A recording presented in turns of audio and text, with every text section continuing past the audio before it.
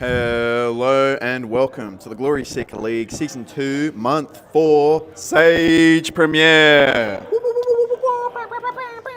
I'm Alexander Smith, joined by Max Curcio for the first time since month 1 because GSL's a curse for me. Simple as that. It's going to be an exciting day. Looks like we have Bolton, Sir Bilton, as Yanni has put it down, and KO. KO's looking really good at the moment. Just this standardised deck that does average against everything. You know, probably loses the aggro race up into Briar most times, but the better Kano matchup deals better with the disruptive decks as well. Like just a consistent 3-card 12 a lot of the times. You know? Yeah, and noting that the fridge from Sage Pen has really helped this deck compete against the aggro decks, and Strongest Survive just being a really, really gross card. Yeah. Maybe one day we'll get rid of that glare on the equipment so we can kind of have a bit of a zoom in on it. I would imagine it's Knucklehead, Predatory Plating, Beaten Trackers, is that it? When you discard a 6, you can get an action point.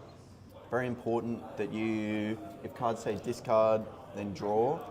It's you have to do it on the discard. You can't draw beforehand. Yeah. Really, really important on that. But I mean, so much way to play around it. You can have some really big turns on KO as well if you hold the 5 card. Such a bailout, and it blocks 1. We've got Buck Wild as well now coming through, so the goal again potential on KO is actually through the roof. You can really put in some scary turns. I mean, if your opponent's best block with armor in hand is upwards of 15 to 16 on a turn, you can represent 18 to 24, take their whole hand, all their armor, and some of their life for the measure of it. Yeah, Buckwild just being a free 2-card 7 go again gets a lot of value in matchups like these. Get it up on the screen, that's the good. Get her up, there we are. It looks like a Lorcana cut. I mean, he might actually be on Decimator Great Axe. We've seen this weapon take control of the meta recently as a nice fatigue option. It's hard to beat when it chops the defense, the first non-equipment card in half, so all these 4 blocks. I don't think I've seen Great Axe fatigue anyone. I think it comes in for 2 Fallings for 3 or 4 card 10, right? Yeah. It's always the looming threat of I will run out, you will run out of cards before me. Well, I think it's really interesting because you can go down that path where your cards are half value, but in a lot of, fatigue style decks or second cycle decks, they often can't convert 4 cards. They want to, pitch some or have a pitch outlet or block some. Whereas if you leave a Decimator Axe up for a turn, they're just going to say Fallin, Great Axe. Yep, and this is what we see instead. Beaming Blade. Wow. The yellow card has been put into your hero's soul this turn. This gets +5. This is not a card you see very often. It's horrifically above rate, but conditional. I mean, horrifically above rate in a short-term game like Sage, that's kind of what you're looking for, right? Yeah. I think Halo of Illumination is an interesting pick from Dexter here. I am not sure where this really gets value into a deck like KO when you kind of just want to block as much as possible. But KO Put doesn't something stop. into Soul, so maybe it's an offensive play. True. There's always that. Who cares about the defense if you can pitch into it, get a card into your Soul, activate your Beaming Blade. We're getting a better look at these cards. Blossom of Spring. It looks like the Unity Boots. Something on the arms. A lot of new pen cards. I only dropped it, 2 weeks ago?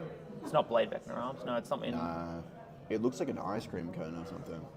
I can go find out. Give me 1 second. Max is on the run. Looks like it's Dexter on the play here.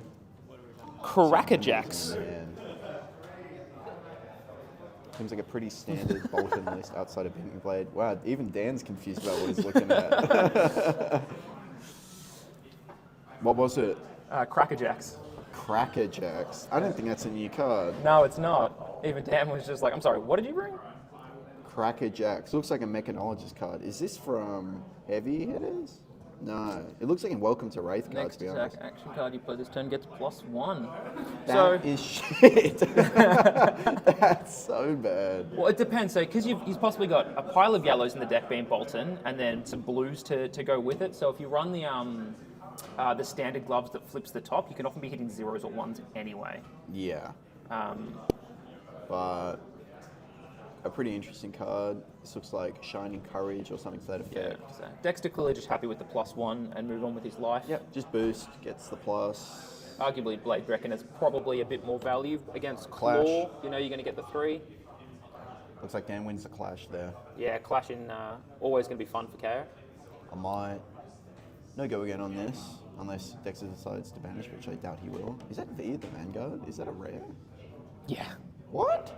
Really? I think so.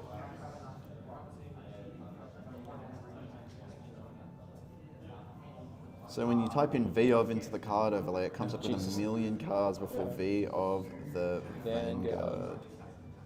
It was before the... No way no, it no. is.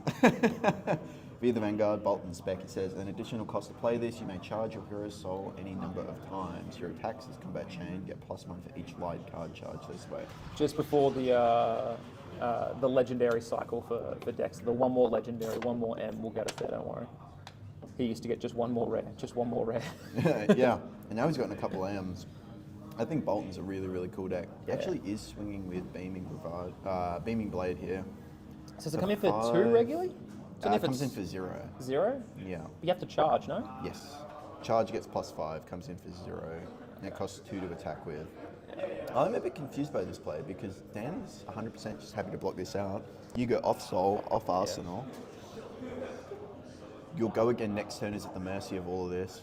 Is it worth 3 damage? 4 damage, sorry. I guess so. Well, KO he has no blocks, right? He does. He has Wild Rides, he has Bare Fangs, So he not, has not his the brain. worst. The no I hate block brain. KO. I played Dromai in Sage, so Ah, my hate okay. is... I've been building my Florian in my old Dash IE deck. Yeah. I miss Dash IE so much. Oh, here we go, Pulping. Yeah. This is going to be 6 go again. Pulping with Dominate. the might as well. Yeah. Coming in strong. Pulping, also interesting to note, much more powerful in Sage as opposed to other formats because D-Reacts are limited. Yep. You could blow this card out pretty easily.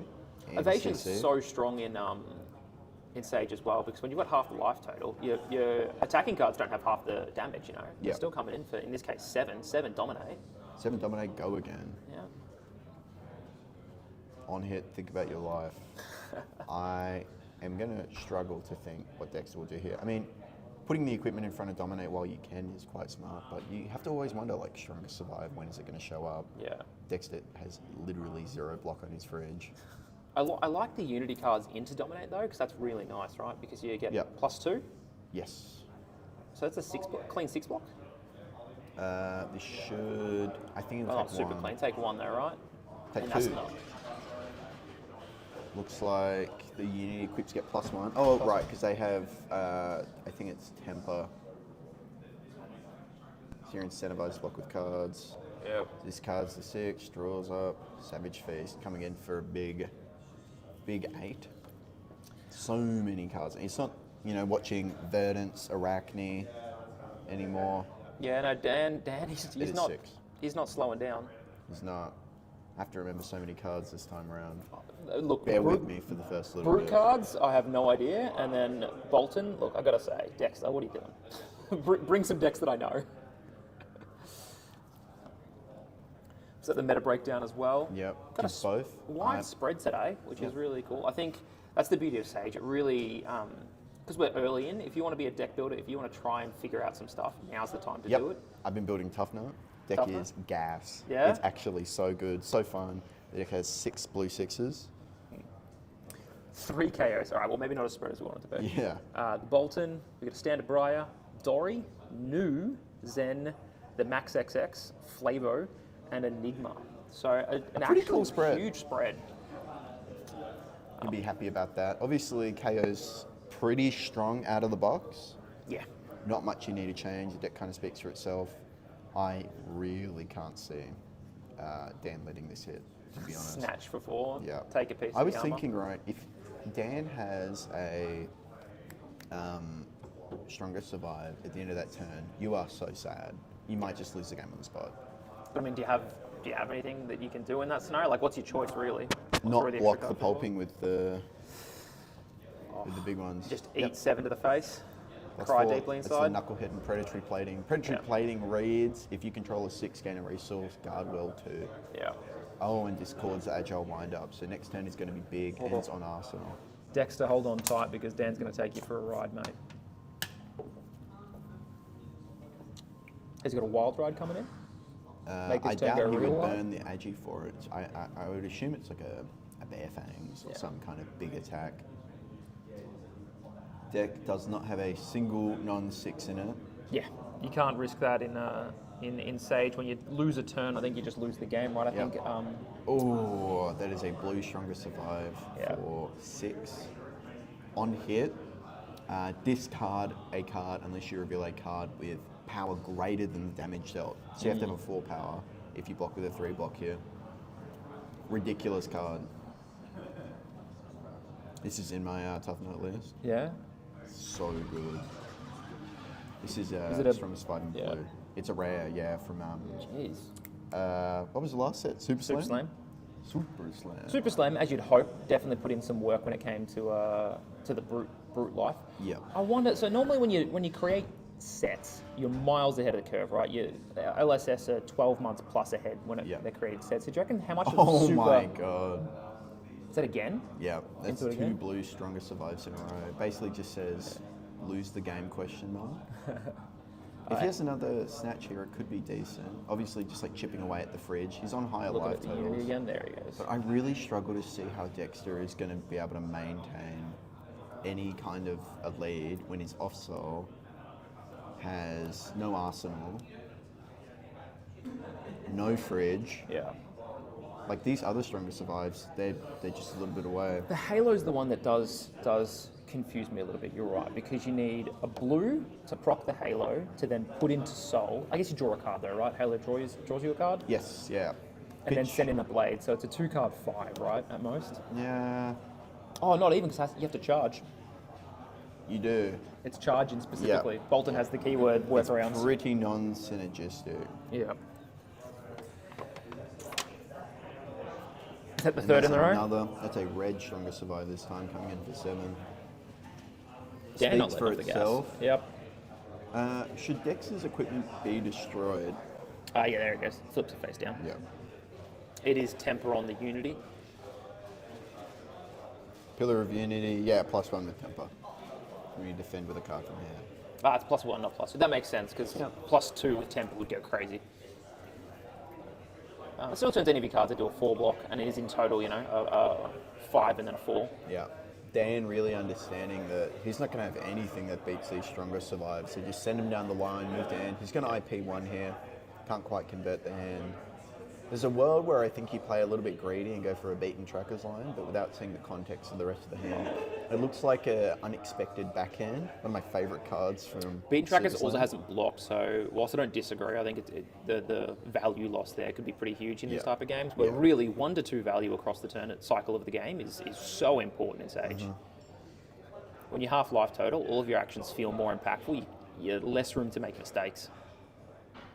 So how is this going to go for Dexter? I mean, he's got 3 cards, so this is his time now that he has to really make an impact, turn the tide of the game.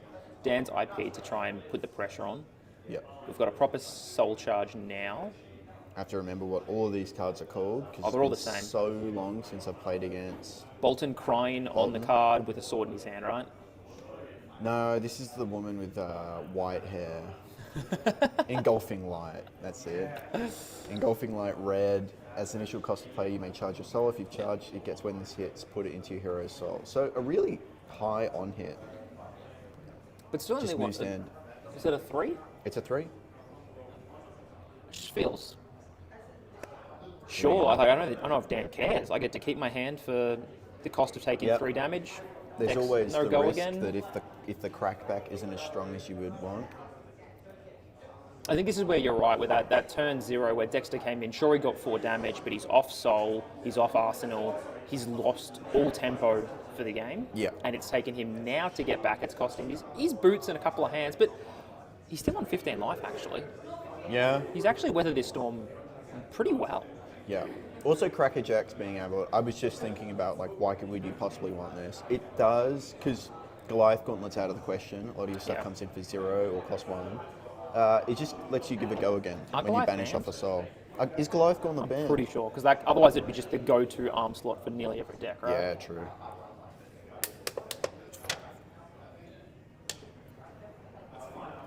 It also just homogenised the format a bunch because the answer is always you just run Goliath Gauntlet. Yeah, Right? yeah, absolutely. So Dexter, look at his hand. It's another engulfing light. Well, here's the wild ride coming through. So we're A again, snatch with nimbleism is kind of sick. we do like that. I like the cook from Dexter. At some point here, I think he's going to just eat it to the face. And the I think question this is the when. turn. I don't think you're blocking this wild ride ever. There it is. Smart. Because you don't know what's coming next, right? Yeah.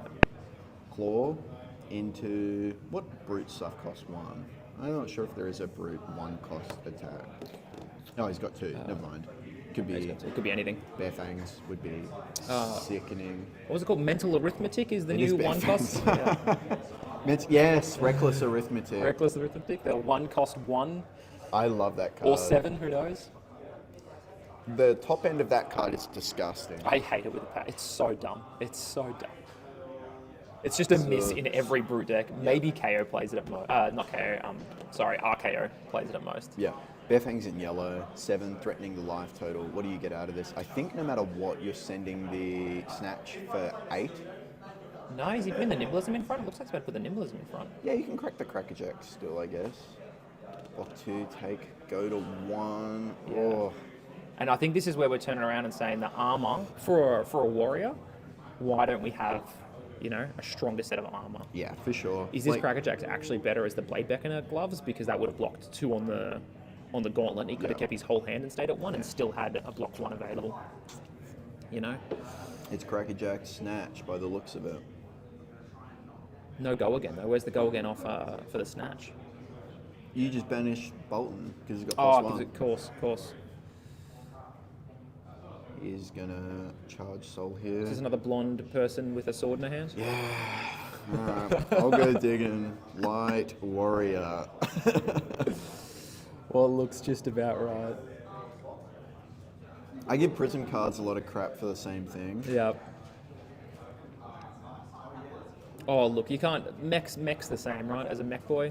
Yeah. Do you want person moving fast on card face with some kind of mechanical weapon in hand? Yeah, that's pretty much it. And then some of them are vaguely steampunk. Yeah. Right, Dan just eats it, says, "You're not killing me this turn." I think this was the fear for Dexter. If he wasn't able to put lethal back onto Dan, Dan offered nothing in response. That'll do it. Yeah.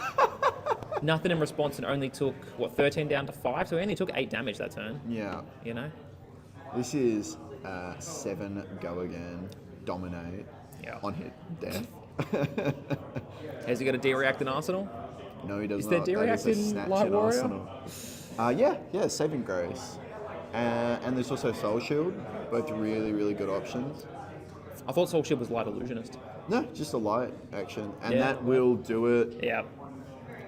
Dexter taking it. Not Dexter, Oh, no, Dan. Dexter, sorry, Had Dan. Dexter taken it to the face is what Dexter did. Straight to his big goal. KO just too strong, losing a lot of tempo on that first turn to send 5 damage, going off Soul, not being able to crack back, and with a weak fridge. What are you going to do against Warrior? I actually think with a stronger fridge there, sorry to say Dexter, but with a stronger fridge there, there's a lot more game involved because he ends up with 4 or 5 more life if he brings in even Blade Beckoner headpiece. Yeah, 100%. I mean, the Blade Beckoner into KO is good for 1 claw hit, pretty much. I think it's just really strong. And then you can put it on top of a stronger survive as well and then block 1 more on the claw. The Blade Beckoner equips are like hen's teeth at the moment. Everyone's trying to get their hands on them, but really well played to Dan. Yeah. Just knew when to punch back, and man, did he hit him for a lot. Yeah, that was some big turns. He went 3 wide from 7, 3, 7, I think it was. Yeah, and being able to go stronger survive. Oh, brutal. Yeah. Give me a hand. Thank you very much. All right. This is not Ryan Royals. We'll fix that up for you, but we will be back after a short break. Stay tuned for more Silver Edge gameplay at the Glory Seeker League. Enjoy. Peace.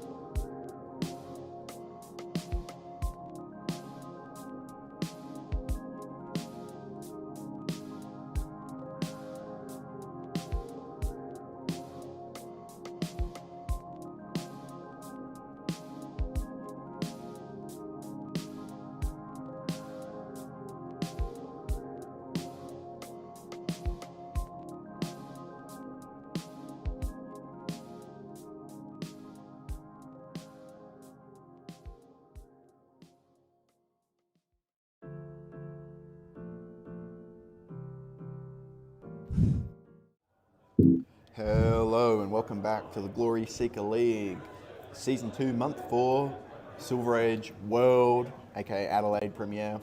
We have an exciting matchup between Michael on Briar and Aaliyah on Enigma. Enigma is one of the few decks in the meta at the moment that can contest Briar, at least from that fatigue angle. It might be a little bit hard.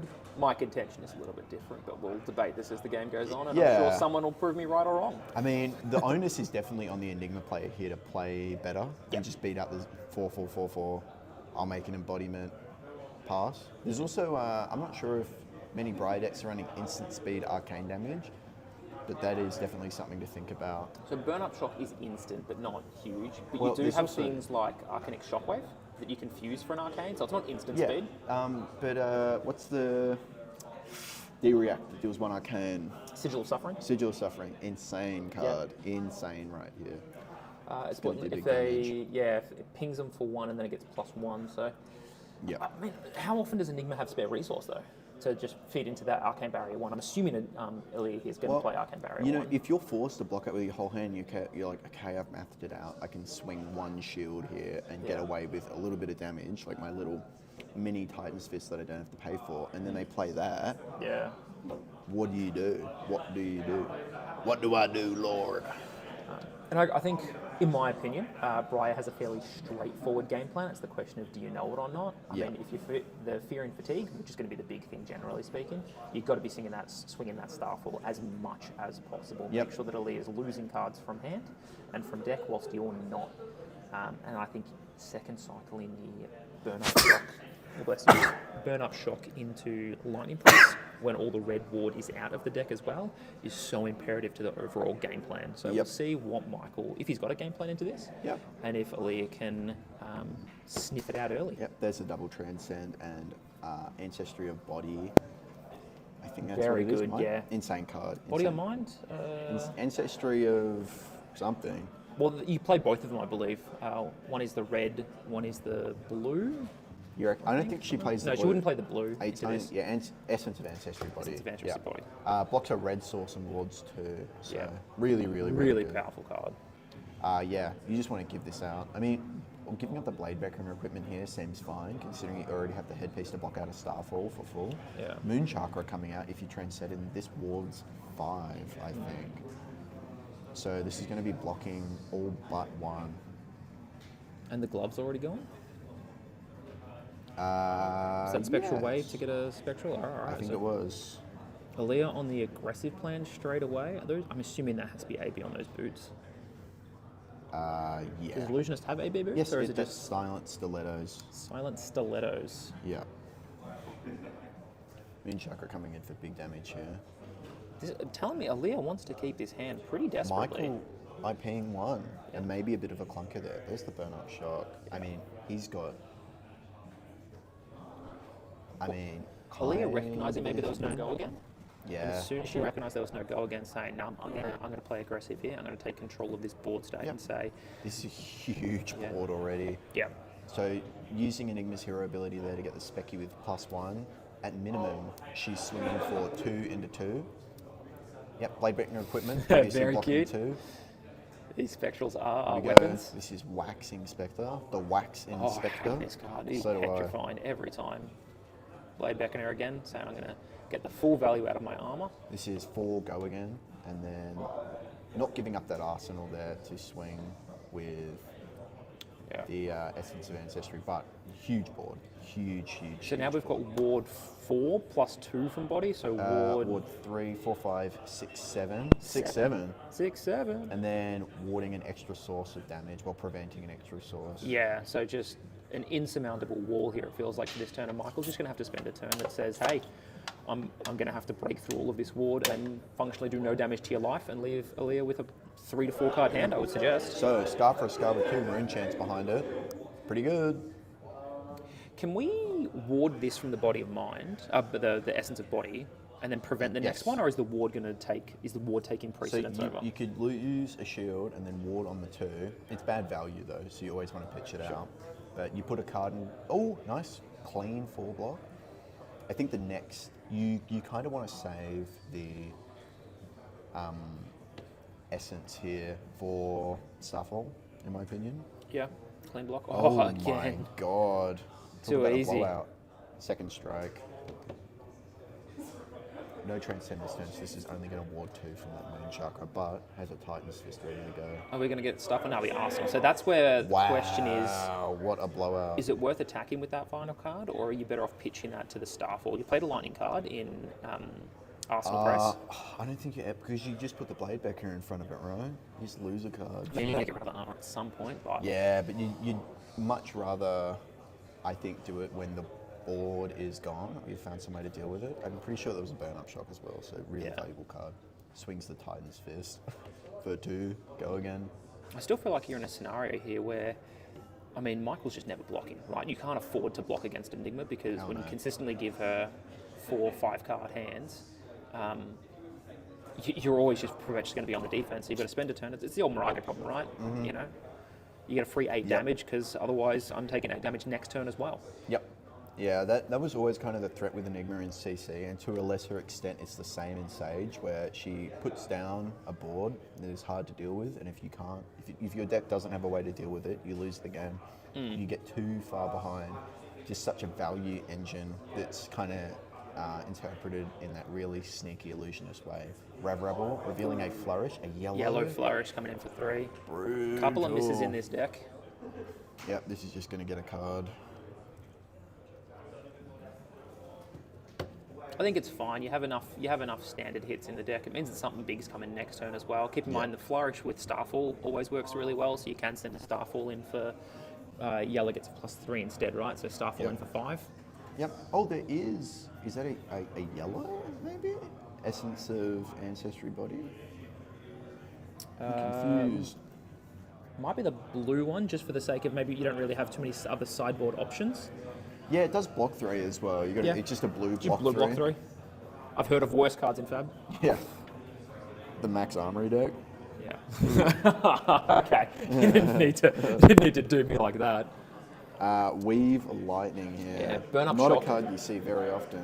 There's a Snatch coming in for 7 now. Yep. Triggers Go Briar. again. Yeah, this triggers Briar as well. Get your embodiment of Lightning. And there is a shot coming through. So there is one arcane that needs to come through. Yeah. That I believe we skipped briefly. So this We one haven't pitched for it, and we haven't eaten a Spectral Shield, so there we go. Yeah, there we go. It's deciding to eat it there. I think you fused the should weird line in with always the Burn Up Shock. lose the the Ancestry Body here, right? Essence of Ancestry Body, because Yeah. you're looking for 1 and then you just prevent this huge attack here for 6. Yep. Is there ever a world where you don't do that? Because this is a red source now. I'm pretty sure that's how it works. Yeah, this is the rentals. But I don't disagree. I think that's a really interesting shout.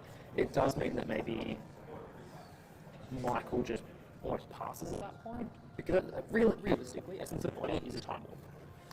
Yeah, it's insane. I used to run this in prison when Aurora was around because it was so good. To block 4, or in this case, it could have been I assume we've lined in stacks onto it, so it's a block 7. You have a yellow in hand, send a War Tune Herald for 7 go again, make them think you have another one. Essence of Ancestry Pass. Yep. Oh, this is not good. So this is blocking 6. And then Is this going to be a Titan's Fist? Oh, it's it. Starfall there for it is. 2 Starfall go for again. 2. Put the head in front of that. Bob's your uncle. You have to think, is this Okay. just a ploy to get an arsenal? Then There Snatch it is, for the 4. Snatch. It was all building up for the Snatch for 4. And there's a Springboard Somersault. Oh, so smart. Kept that in the whole time. Yeah. That burn up And shot this. never hit him.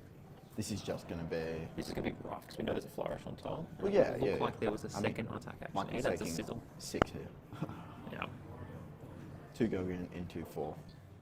With go again. Oh, no. And then you can swing with the Essence of Ancestry. 8. We'll find You leave out. Enigma with 1 Yeah. card in hand. Thanks to the face, and there it is. Yeah. There it is. God, what a load of damage. Michael shaking his head, realizing that Welcome this to is Enigma. how kings die. 21. This is looking a lot like a Teplavos and Enigma game. Yeah. Except for it's the most aggressive deck in the format, losing to an immovable object. With Ward. +1, go again. Scarfer's go. I think it's online. Yeah. What do you reckon? 4 Not go something again. common with Brian being a Scarf for Scar Yeah. online, but Michael may be looking at his hand and thinking, wow, this is shit.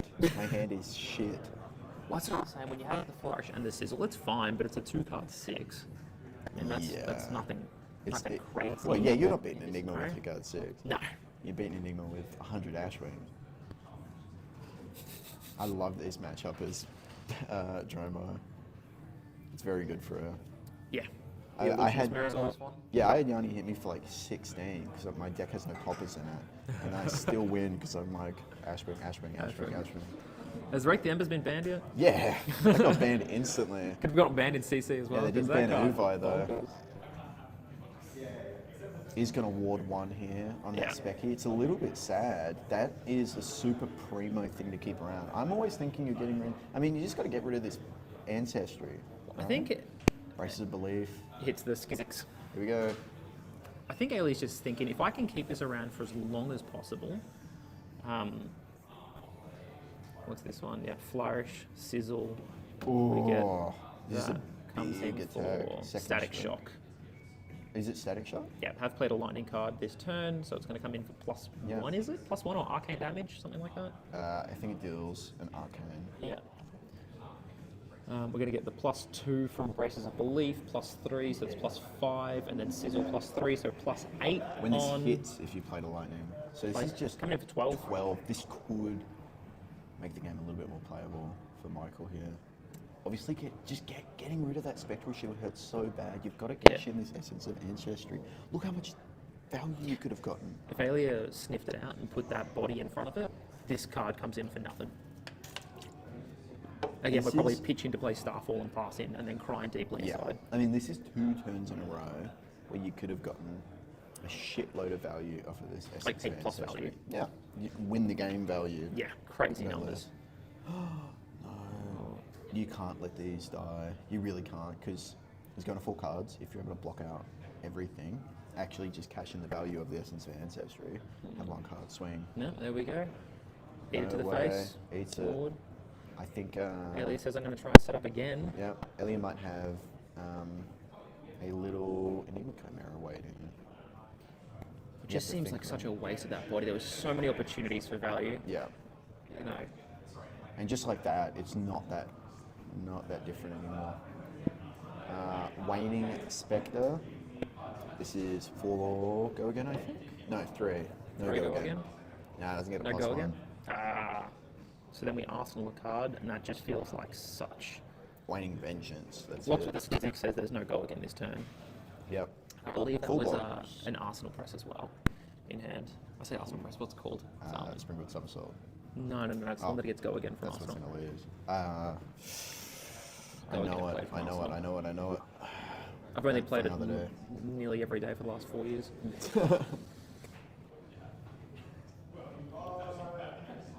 I don't know why I tried to look for this card with Runeblade. I think if it hits, it just deals an arcane. There's too many lightning Runeblade cards. cards. This one? Yeah, the attack. Is it- that Voltic?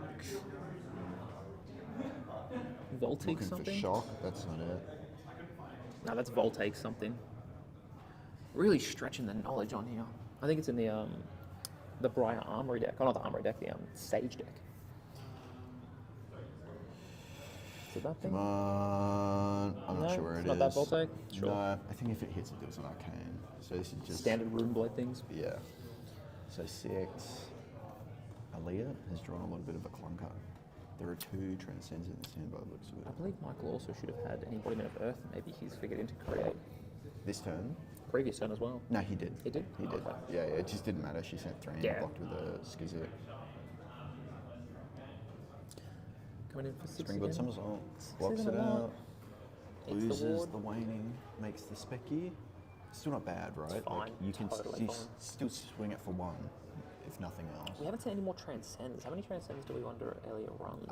We've only seen the 1, right? We've seen 2. 2? Yeah, on the first turn. I know that was the believe. first turn. Enigma Chimera for 8 big ones. Almost threateningly for this card, if you don't have the popper, is a disgusting amount of value. And I it's can tell actually you right an now- Enigma card. Briar does not have a popper.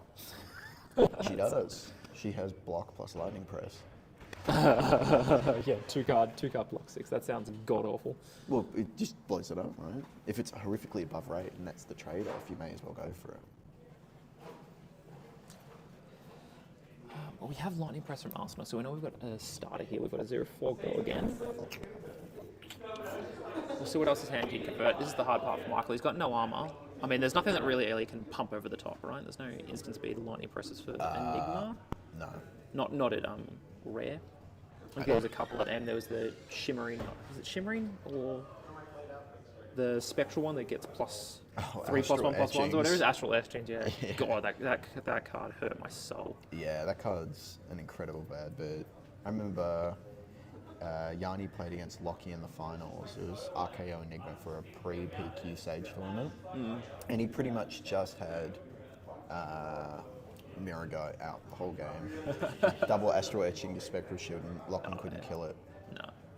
That's one of the worst feelings when you spent so hard to kill the Mirror Guy, doesn't die, and then they Astral Etchings and you start creating speckies out of it, so when it dies anyway, you just don't care. What if instead of 1-8 I can send, 2 and 2 and 2 and 2 and 2 and 2 and 2? Yeah. It does go to 1. Wow. Petrifying This numbers. is ballsy. I mean, nothing's coming off the back of this, right? Yeah. So... And you're going to send your 5-card 16 at least, is the plan. Clear the Yeah, ward. I mean, then again, does it kill? Fry, 0-for-3 go again. Oh, what the fuck? He did have the Lightning Press. He could have blocked it out. It's a bit curious. Maybe he doesn't know the tech. You'd think He knows the tech. He plays Cecilio. He definitely knows the tech. Yeah, good old... The question is, is that playing to win or playing to lose? It's definitely playing to stay alive. I don't know. What are you going to do with your hand other than nothing? You got a 2-card or was it 3-card? No, you just go Fry... Fry pitch to Starfall? Fry Ravenous Rebel. 2 got 7. Yeah. Still not bad. Doesn't win you games into Enigma, but... There's there it the is. Yep. What's it called? Arsenal Press. It's my Arsenal name for Press. It. It's Arsenal Press. I am looking up in the card overlay from Arsenal, please. Wow, there are a lot of cards that work only from Arsenal. Lightning Surge. Lightning Surge. There it is. Lightning Arsenal. 0-4 go again if you played it from Arsenal. Let's go again. One of the oldest Lightning cards in the game, it feels like. Always been a premier. Used to play it in Lexi as well. Card was just gas. Yeah. This card's really good. It does block too, but... It's a 0-4 go again in Lightning. Yeah, I was about to say, in Lightning might be the kicker there. I mean, you have to think from Michael, here's Kadachi locked himself now. Yeah, this is Every the problem that he runs into, shield right? now threatens death. He's got no armor. Take 3. The question is, can he represent lethal? Because if he can take 2 cards out of Alia's hand, she can't do anything. Like, an Enigma needs cards to function, so there's an Nimbalism. She's got an Arcane Polarity, but he has no Arcane damage this turn. This can kill. Yeah. We have 2 hits. It's a red. That's a sizzle. So we also know there's a +3 coming in next turn this too. Is 7. He has a Lightning Press. If she doesn't block this and says, fuck it, whatever, she dies. She loses the game. Alia's knowledgeable enough to not fall into this trap, I don't think. She'll Actually, happily she give a doesn't card. die because she can gain a life of off the Arcane Polarity. And then I don't know if that's the world that you want to be in. Yeah. But Arcane Polarity is also just not doing anything right now. I mean, no. I mean, this does have go again, right? So it still could hurt. Lightning Press, Yeah. Yeah. But she's not dead even. Yeah, gains a life no matter what. Said no 10. blocks. No! That is game. Yeah, you just played the Arcane Polarity and then you play out the Waxing Spectre. Yeah. Yeah. That's so bad. Going Her turn does down nothing. to Because she's 3. got a Transcend in Arsenal. This could be... mean- that could be a game-losing play. How exciting. Couldn't even swing. Oh, I guess she's hoping that there's an Arcane here this time. No. Played a Ward. Played a Ward 3 it must have been. Oh, what are you talking about? But that play single-handedly has brought Michael back into it, and that's the power of the Lightning Press, right? Oh, As opposed to offensive versus they always defensive. have it, you know. I think you're always swinging Titan's Fist there, right? I wonder if Elliot has the line where he can't possibly have Lightning Press because he let the what? Phantasm through last turn. Even if she does send the Waning Spectre, Waxing Spectre, sorry, the Sigil of Suffering blows it up. We gotta go again. Ooh, no fuse required on this. Holy 0 for 4 shit. go again. We're coming in for 0 for 10 go again. 3 card 10. My God, Flourish and Sizzle have just become powerhouses of this Yeah. format overnight. I've always been a big fan of Flourish, but it's What a like, great how is this game. relevant, right? Man, I love Silver Age. This is such a fun format. Does he to have the watch. other lightning press? Yeah. Gives The all whole four. hand. Gives the whole hand and cries deeply. Gains a life. She gained 2 on accident. Did she gain 2? Was there a reason to gain 2? I will have a look.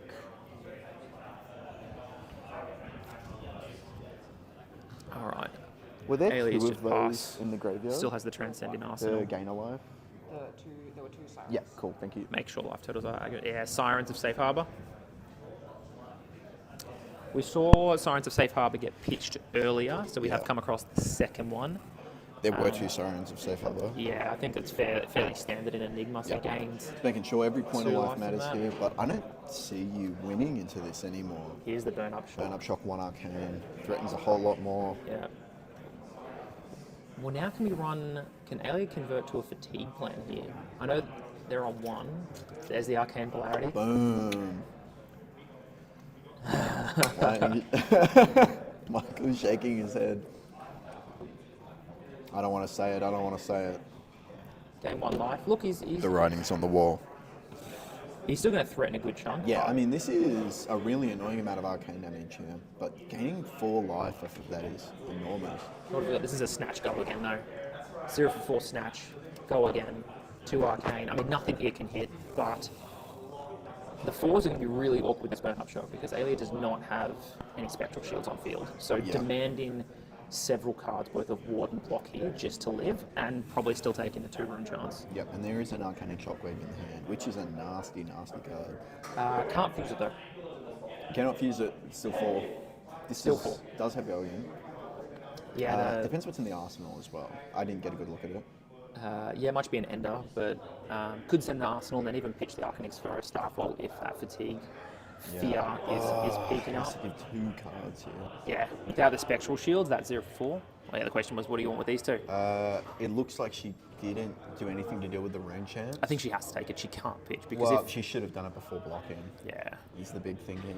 but if Michael sends another 0 for 4, you're copying the burn up shock Yep. to the Just- face, just right? decides You hand can't in. afford to offer a card up to that because if we have this Arcanix Shockwave Yep. for 4, This is still a break point with the burn up chocolate. absolutely. And Alia, this Transcend card stuck in Arsenal. Oh, this is such a pain in the ass. If she had a 4 block, she'd be able to play the Essence of Ancestry. Like, 4 blocks, she's already used both View the Horizons, yeah. Damn. or whatever it's called, something That to do with one the Horizon. blowout turn. There Just it gives is. the hand. Has to, and this is the world that Briar lives in now. I'd be curious who has the thinner deck. Well, that's the problem that I'm talking about. Alia can actually convert into a fatigue plan. We have 1 more lightning press, but she's on 6 health, no burn up shocks. Yeah. Michael has to start swinging this Starfall, but I don't know if Alia cares being on 7 life, you know? Yeah. I would wager that Alia might have the larger deck. Oh my god, it's a Razor Reflect. How often do you see that? I'm not sure if this is a mainstay in Briar lists. Oh but no, this is definitely some tech It's a from really Michael. disgusting card. Arcanic Crackle, you're joking.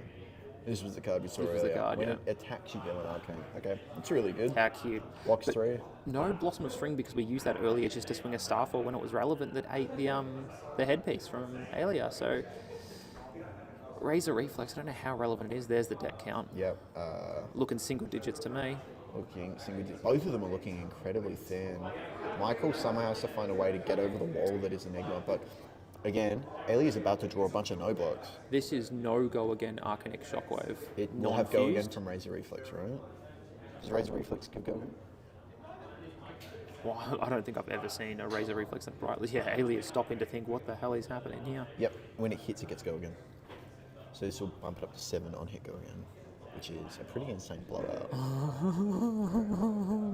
There's no way Alia can manage this if she's. You know what? If I was Michael right now, I'd be going, oh, God, my hand sucks. Yeah. 4, whatever. Fuck this game, man. Roomblade hands again. 4 This is no go exactly again why I don't attacks. play this game. It's getting bad beat by my own That was- cards. old Briar player once upon a time that comes back once every 6 months to qualify for Nats. He used to play Briar and just sat there in front of me the whole game. Oh man, room blade hand, that's why I quit this. Can't play this, can't play that. Channel Mount heroic 0 for 7, 0 for 7, 0 for 7. Dude, that could be like most of Adelaide saying that. Bad beat central. Yeah. Smart. Oh, offers here 6. we go. The reflex will come over by 1. On Yeah. you go. Do we have the ward though? Picture card, say ward. Interestingly, burn up shock There weapon it is is. 0. Nice card. Ah, she's going to get the spectral shield and swing it for 1, 2. Is that a blue? It is. There's the specky. Can see that coming, but we keep a It's card. got, it does not have going in. Oh, Oh. nice. Sigil of Suffering. I think it used, yep. Yeah, just chuck from it in front. Arsenal. Kill Easy. the shield. Big. I mean, it's terrible value, but in the context of I playing mean, against Illusionist, it's pretty good. I guess it block 1, deal 1 in that scenario. Yeah. Michael has 2 cards left. Does he? Oh. He has to find out a way to get the maximum value out of this turn. And the Sigil of Suffering coming in this late 1, 2, 3, 4. Yeah. The Sigil could be huge, but they've probably just come far too late, right? Yep. Yeah. Bottom absolutely. of the deck. Both of them. I think even when you did need it, there wasn't a way for you to get the full value out of it, just because there's so much ward on that board in the early game. But you're right in the sense that Alias still has a pile of no blocks floating around. Yeah. Yeah. I love Silver. There's the other, what was it, Arcanix or Arcanic Crackle. Crackle? When this stacks to 1 arcane, it's Crackle the Crackle? Yeah. Yeah, Michael knows there's not enough damage in his deck to win the game anymore. With a bunch of no blocks from Alia, I mean, what does Starfall warrant? I guess you're always pitching to Enigma, right? Your turn, my Yep. turn. Yep. Get the 2.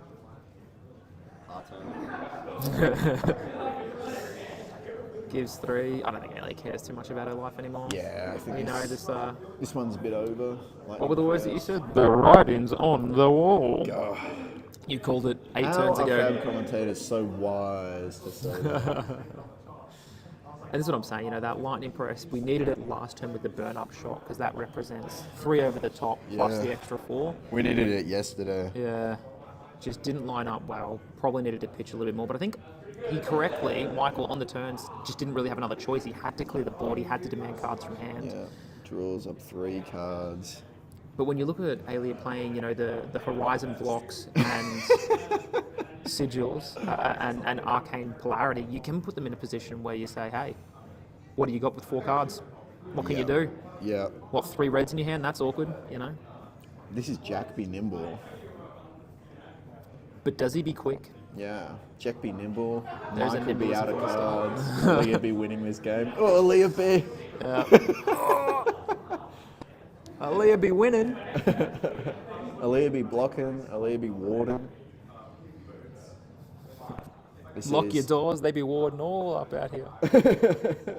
What's the like? Remember that old leprechaun thing? It was like an old viral video. It's just a bunch of people in the hood thinking like the leprechauns around. Oh, the here. leprechaun, yeah. The leprechaun could Gotta be a hide your crackhead. wives, hide your girlfriends. They be warding everyone up in here. The old Shmo Yoho. So what does it even do? Is what +1 go again? Well, it's. I think it's. Yeah. Or is +1 it, go. does it even again. have go again? Or is it just a doesn't 0 4? Does it have go again? Yeah, it's a good card. It's a really good card. I really like the cycle they made. I think it's really interesting. I like they've followed on this theme. So LSS has followed on this theme of like nimbleism matters. Yep. You know, Nimbies, the Jackby Nimbles. Matters so really, much you really can't cool. play with most of them.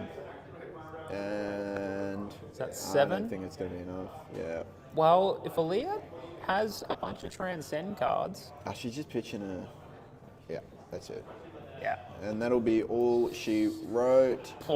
Aaliyah taking it in a really tight game, playing What? super well in that early game. I wonder how many cards left are in deck. That's the question for me. It didn't look like much. It looked like 3 or 4. 1, 2. Oh, no, there's about 5 cards left in deck. Yeah, so quite close. I think even with maybe not getting the most value off of that Essence of Ancestry early, just being able to fatigue Briar is such a potent thing. And Michael never really having a pop-off turn where those burn-up shocks connected was really, really rough. You know what he also never did? Apologies, he did once by pitching his chess piece to it. Yeah, Starfall. one starfall, or maybe it was two. I think right at the end he pitched for a second starfall. Yeah. But you've got to be taking the inefficient lines because you're running You on need more deck cards threats in here deck as well, yeah. right? Yeah, it keeps And that's cards where in deck. pitching your burn-up shocks, pitching your lightning presses, swinging in for starfalls means that end-game cycle where you're out of the reds, you're out of the ancestor of bodies. You can say burn-up shock, 0 for 4, go again. Yeah, Pump at +3, demand you have the ward, very hard to do with the 7. yeah. Aaliyah playing really, really well that game. Absolutely. So we'll have some more Sage games coming straight towards you right after this short break. Thanks for tuning in. We'll see you soon. Time for round 3.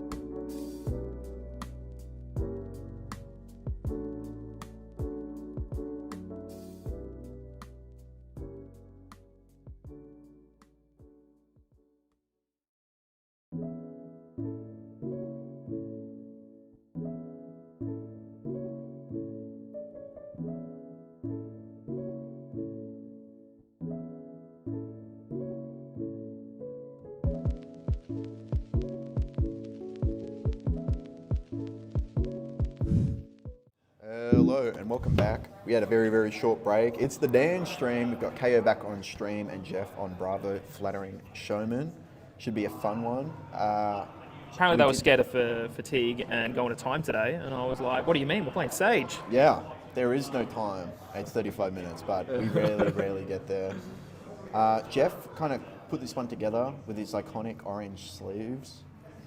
Very strong deck, has a lot of defensive options, can really punish decks for getting rid of their equipment with a lot of the clash of heads, clash of legs, stuff like that. Looks like it'll be Titan's Fist and Steel Braid Buckler with a bunch of defensive options. Plenty of life. Unclenching Foothold as well, which Over makes the Civic Steps? Yeah, makes an attack lose Dominate, I believe. For the pulping specifically, that's some really cool tech. I can Yeah. respect that. Is it unflinching? Because on the flip side, Jeff's going to be throwing as much Dominate as he can, and KO isn't going to block that exceptionally well. I mean, a Bolt Drop comes to face, and what do you say? Yeah. Say goodnight. Boulder Drop in hand. Jeff on the play.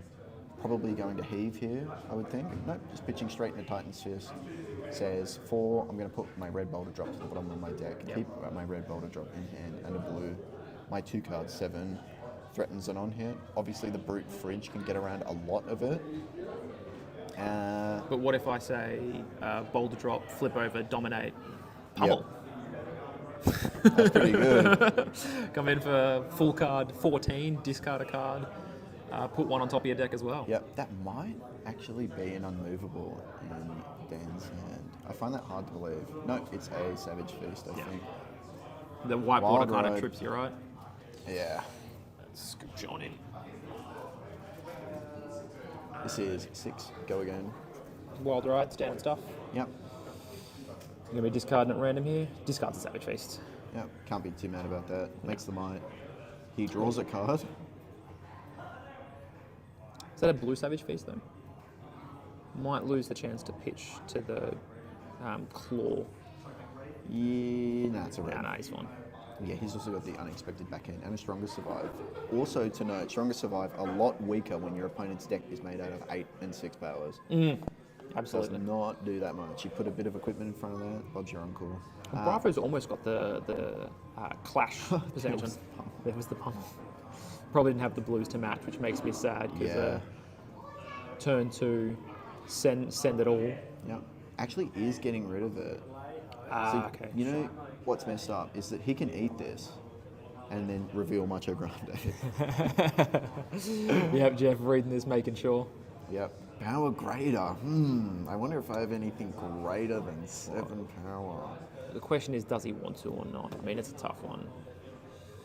Probably not. Just on I'm not account sure of life. Flavo's game plan, right? Is he a bit more of a fatiguey, puts the wall in front of it?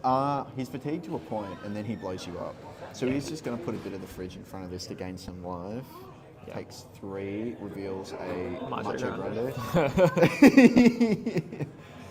How much of a flex is that? I could have Yeah. taken it all and revealed this anyway, Yeah, but then knowing this is going on the bottom of the deck, and the next time a Stronger Survive comes in, if he even dares throw a Stronger Survive through, yeah. is he? I'll let you read this. Yeah. Dan, I believe, cries a little bit inside when he's about to see what happens here. Activates Bravo. Boulder Drop. This is going to be 9, Dominate, Crush on here. Discard a card from hand. Well, put it on the bottom of your deck. Very, very important text, especially in Sage or Live Tables. Taste the Deck flavour. sizes are much lower. Yeah, taste the flavor. Flavor. I would like one card. Like Dan can give almost the whole fridge here, right, and not have to bottom a card. He's got 2 off the knucklehead. It's probably the best case to use it, right? Because 1 off the beaten trackers, 1 off the gloves. So that's 4 right there, plus a card. Yeah. 7. I think the feet here as well just are going to be pulping insurance, really. I Yeah. think you wanted to block with them on the last turn, to be honest with you. Yeah. You need to get the value in when you can, because if he sends a pulping next turn, first card, what do? You can't block and destroy it. Well, you could, but that's really dumb. Yeah. It's one of those weird feelings where, can you get more value out of your cards in hand? Yes, but what's the future value looking like? And Yeah. Dan's essentially playing a 26, sometimes 27 HP hero. Yeah, look at this. Such a fridge on the brutes. Yeah. Which is pretty flavorful, I might add. Yeah. Simultaneously, I want brutes bare-chested. Yeah. But I also feel like there should be tanks. I want them bearing fangs too. They should make that a card. This is what? 3, 4, 5, 6. Yeah. Yeah. Takes 3. Clash They as well. clash with a clash of agility, I think. Yeah. Did they tie that? Possibly. Yeah. Not giving unreasonable. Bravo and agility doesn't really hurt that much, even if you do lose here, because he will be on 4 cards next turn, and there's no way he's not getting rid of some of this. I mean, giving Flavo an agility here could be pretty scary. Yeah, but he has to eat so much. Like, this deck just sends a ridiculous amount of damage. There it is. Strongest 5 for 8. Yeah. You do not have anything in deck that stops this. I don't think there's a single 9 power in rare that isn't the what are the like crushing of the old ones? Oh, there's like one of the Mastery Pack 7 Guardian. 7 cost crush effects or I think something there's for one like that comes in 10 for or 10. 12, yeah. I don't know if you're playing that though. I mean, that's a hope and a prayer to get that off. I think Old it's a Him, Valda card. I've seen it in Old Him. Really? Yeah, because it wins clashes all the time, and because it's got heave. Sure. I guess the heave makes it relevant. I would have thought that's more of a Valda card. Nah, it's just good. It's just strong, big damage. Another clash. Oh, no, it's a reveal. Because you can heave, tick tunic, blue, 2 card, 10. Yep, makes the seismic.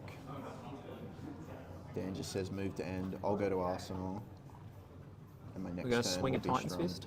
We're going to do something that the Guardian has done since the dawn of time. Yeah, I think a Titan's Fist and then saving the Boulder Drop for Arsenal is probably the best play here. Because you're wasting your Seismic Surge then, Yeah. right? You're wasting it no matter what, you may as well. Yeah. I think set up for the future turn. And Yep. I don't know if Dan's super inclined to block this. Maybe throw some Blade Blackener. Yep. I think important to note, Dan has forgot to put his Neg 1 counters on his armor, so let's make sure it doesn't block with that. No, he's got it. Has he? Yeah, they're kind of hard to see on the Oh, camera. they are very hard to We see. block with Beaten yeah. Trackers and Knucklehead. Yeah, I thought he blocked with his chest, so no, that makes sense. There's an Agi. Kinda big. Are we going to see the Knucklehead today? No. It's a 2-block headpiece that occasionally wins you games if you're really, really lucky. Someone buy that cold foil, please. No, wait, is this Smash Up? He's definitely in the deck. That's kind of disgusting. This is a 1 cost as well. With Go again? Yes, off the Agi from Agile Wind-Up. Yeah. A 1 for 5. When it hits, turn a card up turn a card in their arsenal face up, and banish an attack action from their arsenal. It's insane. I mean, it's great to This hit is the Flavo. This is a sick play. It's on hit as well. It's not this, crush effect of have to deal X amount of damage. Yeah. No, this is just, if this hits, mate, you are in trouble. I remember when Rosetta came out, everyone was like, oh, this is so good for people that are playing on a budget and they can get a cheaper version of CNC. It's just like strictly worse than CNC. It blocks 2, Yeah. comes in for a much less annoying break point. You can play D-Reacts on top of it. But on the flip side, in Sage, has Lot to of give fridge. has to give it all. Bare Fangs And then for 8. 7. It'll be 7. Holy smokes. Dan putting on the this is a lot of gas. damage. This is a crazy. sick turn. This is a really sick turn, and that's such a great card. For I think this. we've just learned that all Dan wants to do in FaB is play Bones. Give me the 7/4/7s. Yeah, get this guy on Prism again, man. Yeah. 7. This is twice now he's done 7 into 7, or like 7+ into 7+. Yeah, only on a 4-card hand crazy. too. 4-card 14 is pretty decent. It's above right. But well blocked by Jeff. I think he's not stressing.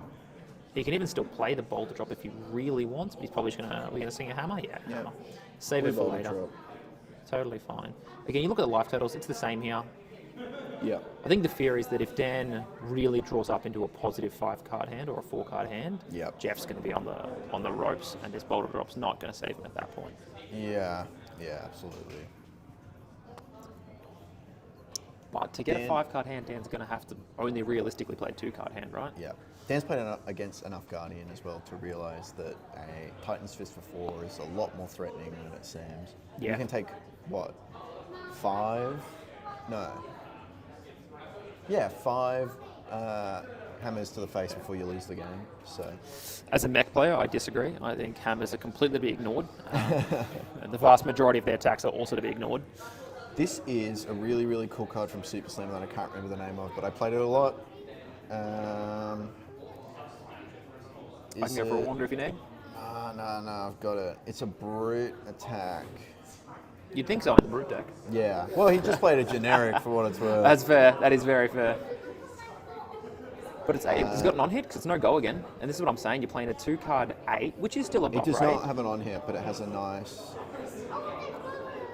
little bonus effect, I believe, if you control 2-card the 8 toughness. does not seem a horrible 2-card. Searching through the card overlay for a brute attack is not as easy as it seems. Rough up is what it is. We have no idea on some of these art cards. It is rough up. Rough up, Yeah. that's it. Great art on this card. Yeah. Looked very cool from a distance. Dan's laughing at me. He's like, what do we do? What am I doing Costs wrong? 2. Yeah, if there's a card with 6 or more on your pitch, then this gets +1. So it's just a 2-card 7 that costs 2. The Might token, it's a 2-card 8. I mean, like, Yeah. Both cards getting 4 value here and ending on Arsenal is kind of exactly where you want to be. He can't take this. I feel like he kind of has to give a little bit of respect. Jeff can give a card here and then pitch his 2 cards to give Flavo and Boulder Drop for, again, another, 9 dominate? Yeah. Flavo as well, kind of priced into a more active game plan just because your hero ability isn't defensive. You do have the Guardian Fridge, obviously, that nets you a lot of life, but it's not just block slop, sit down, kind of put your cards horizontal and call it a day. So Jeff definitely has to clap back with something here. Jeff also with the Mo. Growing out his mustache. coming through. I haven't been to Armories for a few weeks, and Fatherhood does things to you. yeah. As soon as that kid comes along, yeah, the mustache needs to show up. 100% agree. I am curious. I think this is just going to be. I think it has Boulder Drop on Arsenal, so it's Yeah, gonna it be is. It's just going to be Starboard, Flavo Boulder into Drop. Boulder Drop. Yeah. Once again, This looks like a yellow Boulder Drop here. stop me if you've heard this before. This is We'll see what 8. it comes in for. Yeah, that 8, 8? Yeah. Dominate, Crush, put a card from your hand on the bottom of your deck. And again, we can throw There's the pulp in hand. both the armors remaining, so the chest and the gloves, plus a card to prevent the on-hit, at the very least, or the crush effect, I should say. Yeah. But again, I mean, both these boulders have completely stripped across the armor. So the next question is, what happens when the third one comes along? You're right, we've only seen a red and a yellow. There'll be another one coming through. Block 3, Arsenal, wait for your next turn, and then at that point, you're game on, right? Yep. Yeah, absolutely. I think it's not quite a form of block slot, but it definitely is choosing your positions really well and having these key cards around your deck you want to play around. I Yeah. think FaB does that so well, where you can Yep. turn around and say, I know there's a card coming. Eating it. He says this turn is too valuable. You know why? It's because he's got pulping in his hand. Yeah, he wants to come in big. He's got the access to go again. Are we going to see a beat trackers? We're going to see an unclenching foothold here, for sure. Makes it lose dominate. Yeah. Over pitching to the pulping. Sirens of Safe Harbor. Does that gain him a life? Or It is it off does. the combat chain? No, once it's is it leave from the arena? No, I think it's when this is put into graveyard. Sirens of Safe Harbor reads when this is put into graveyard from anywhere. He should From gain anywhere. a life. You should let him know. He did. I think he went from 7 to 8 now. Did he? I think so. I may have missed it. We'll check back afterwards. Yeah. It's his deck. He should know how it works. Yeah, if he misses it, he misses it, unfortunately. But I think he does. If he does, he does. I think he went there. I think he got the +1. But here Yeah. we can see this pulp in. What's he going to do with the overpitch, or do you just not want those cards in hand? I think he's just he may just swing claw. He may also. This doesn't have go again. Yeah, it does. It won't have go again in a second. Oh, That's no. with 2 cards. Yeah. Currently has go again. Yeah. Break the boots, gives it 2 cards. If he gives it like this is the power of that. Loses Those go again. boots, yeah. End turn. That was a 3-card 9. Yeah. That also got the equipment out that you kind of need to get rid of at some point anyway, but that Yeah. does feel really bad. Well, has he already sent the first pulp in? Or that's the first pulp in the that's the game, first right? pulp So the in. second one will come in with some threat. Yeah. But Dan took a lot of damage to get that off, unfortunately. Looks like he's got double clash of agility. Yeah, he took a shitload of damage, lost a card from his hand to do a 3-card Yeah. 9. It just feels super bad. They got blocked out anyway. Yep. That's the strength of that card, the Unclenching Foothold. A generic card too, I believe. Really? Yeah. Oh, this is the... Yeah, if they control an aura, it gets +1. If it crushes, they can't make auras for the rest of the turn. Till the end of the next turn. Doesn't matter to the end of your next turn, because Yeah. that's very relevant for those might tokens. Yep. This is a 2-card 9-10 value card. This is pretty crazy. Yeah, 2-card 10 value if this crushes. It's really good. Well, it's like just a 2-card 8 that's pretty much always online into KO. I mean, and Enigma as well. Yeah. Happily. Here comes the Predatory Plating, Clash of Agility. Pulping on top. Oh, it's Very good. debilitate, brutal. Gives him the edgy. Oh, the might. That's crazy. That is crazy. Imagine losing a Pulping on top to a Clash. Yeah. Well, you don't get rid of it with Clash of Might. No, but even losing a Clash with a Pulping on top, yeah. right? Like that's got to feel bad. That's a pretty bad beat there. Yeah, I mean, that's the strength of Guardian into this matchup. They may not have the way to steal back tempo, especially against the Brute Fridge, but your Clash cards aren't really that good into them. Yeah. Wild Ride Wild for Ride. 6, go again. Yep. Draw discard. Is it? Yeah, it's a yellow. 6. He gets rid of the pulping. Yeah. Brutal. He knew it was on Absolutely top, brutal. but Yeah. still, there's quite a bit of fridge left. I think that's just like a nice 2-block bit of armor.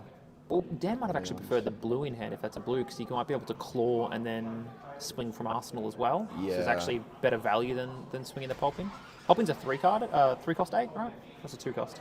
2 cost. 2-cost? Jeez. Yeah, pulping costs 2. It's a very, very good card, but it has that massive downside of if your opponent can block it out, your turn ends on the spot. So. Oh, the humanity, my 2-cost 8, dominate. Poor Brute players, hey? It was a Yeah. Bare Fangs. Man, if he only had one more resource, if he would have gone Claw into Bare Yeah. Fangs. This Bare Fangs still That's what I'm nothing to telling you, scoff there's at. 7/3/7s. It is, yeah. This is 7/7, 14, 4-card 14. It's not exactly what you want, but Yeah, 4-card 7/10, that'll do, not pig, too bad. that'll do. It still takes his whole hand, right? Yeah, I think if I'm Jeff here, I keep a card no matter what, just to swing the hammer for The hammer. 5. Yeah, that's, I mean, that's that's actually a pretty good point. Most of his life. Yeah. It demands cards. It demands, It demands respect. the Blade Beckoners, which is probably the most value he's going to get out I of mean, it. you got to get through them eventually, right? Yep, but even if he puts Bladebreaker in front of it, every Titan's Fist coming in for lethals, Yep. to meet that condition, which is not hard to do. Clash of Agility, Clash of Might, sorry. This is another 7, Yep. go again. Are we going to I see know it again? exactly what you want to see when you Are get we going to tempo see the back. 7/3/7? Maybe. That looks like a blue Buckwilds, I think it is. Yeah. Claw into a Bare Fangs. Holy moly, this is a lot of damage. Oh, This is a 4-card 18, Give so quite a bit more value. Jeez. That's a Wild Ride gone, which is super relevant. That's actually very, very relevant. He's yeah. made his mind on the back end, so this is most of Jeff's life. That's why I think you keep the card and threaten the life total Yeah. here, right? Like, Because he's probably going to take the 5, given... Oh, you're right. Give the Blade Reckoner. Take 3. Go to 4. You swing Hammer again here. but if And then just you had the demanded a 5, card, right? Yeah. And here, he's given the 3. But you give 2 cards. You take 2 Oh, on the top. Rat Stack. That's the other red boulder drop, I think. Yeah. So Jeff, Tension a in little the bit of a air. misplay here, from our opinions. But he in might have a my different game plan opinion, here. Yeah, Jeff knows his deck probably much better than I could ever imagine, but Well, the deck's probably, if we get into second cycle, we're probably pretty thin right now, and Jeff's on 9. yeah. I mean, yeah, see, there's the pummel as well. Yeah. I think we're at second cycle. I could be wrong. Buckwild. The pummel was blocked, not pitched. So we might be close to There's a second fault cycle. line here as well. That card's really good. Yeah? Yeah. It's kind of a sleeper hit. It's got a huge drawback. I mean, you can tell how much they didn't want to reprint a CNC equivalent in this format Yeah. by how nerfed all of the arsenal destruction is. Yeah. This is a 2-card 7. If you have a card in your arsenal, this gets +1, and this deals 4 more damage. Put all cards in all arsenals on the bottom of their owner's deck. So you don't really want to play this in your arsenal. Well, it's in your arsenal. You want to play it from hand. I'm actually a really big fan of the crush mechanic, to be honest. I think that's super flavorful for the Guardians. Yeah, it makes it feel like when they finally get that big hit and it does something. Yeah, the way it reads, you think you'd want to play it from Arsenal, but you really don't. No. You want to play this from hand. Oh no, from Arsenal, sorry. And then not play it from hand. Yeah. Just send a 2-card 8. No, 2-card 7, sorry. God, I'm 2-card 7 with the crush, but yeah. still demands card and armor or, you know, Blocks 2 3. cards. Missing It my can get words some a little awkward bit. things out of your block. I think it's more if you don't have a way to filter your arsenal, you can use this to filter your arsenal, which is a very Guardian thing they want to do, Yep. talking Crown of Seeds. But I think it's probably less relevant in this day and age. I think Bravo wants to be playing crush effects in their arsenal. Jeff, I think he's kind of evaluating, when do I take tempo back now? Like, I finally got a card on my arsenal, when do I send this? I really think just missing that 5 on the Titans first is so bad. I 100% agree. It's so impactful here. Particularly, even if you take, you know, as he we puts said, the you blade take back the in card front, last right? turn, he's still dealing 1, which would have put Dan on 3 here. Yeah. So, you know, that you got 3 more turns of that hammer coming in before I'm demanding 2 cards per block, right? Yep. And Bravo's more than happy to give you a block nut. But I mean, if Dan's 7-4-7 or 7-3-7 in, 3 cards doesn't get you too far, right? But look at this, a clunker, finally. Oh, he There's gets the the beaten beaten. trackers, Yeah. yeah, of course. Perfect time to use it. Dan, a long-time subscriber to Levia, loves that deck. The deck does not love him though. The brute life. Yeah, I played against him when he was playing it in Sage and I was on Dromai. And I think it's the lowest I've seen someone roll ever. Like, just didn't find any way to turn off Blood Debt for turns and turns and turns. I It was think like Dan match has point. died more to his blood debt against me than I've actually killed him. Yeah, sounds about right. That's the cool part of it. It's a very flavorful kind of deck where she goes through all of the changes. And Blasphemet's sick. Yeah. So sick. But you just get to the point where you say, swing, swing, swing, demand 3 cards. They've got 1 card in hand. They can't turn off blood debt. Take 8. Yep. You know? Here we go. 3, Yeah. go again. Jeff is in a world of hurt here. Yeah. It's just really, really rough. And I think you're right that this stems from if he sent that hammer in earlier, he's not going to get a 4-card hand to do this with. He's stuck on 3-card hands for the rest of the game, and at best he's doing a 7-3 maybe. Yeah. Yeah, I totally agree. We've still got the chest piece here for some block, for some activation. What does the chest even do? To give you a resource, I assume. Yep. Assault and battery. I think this intimidates.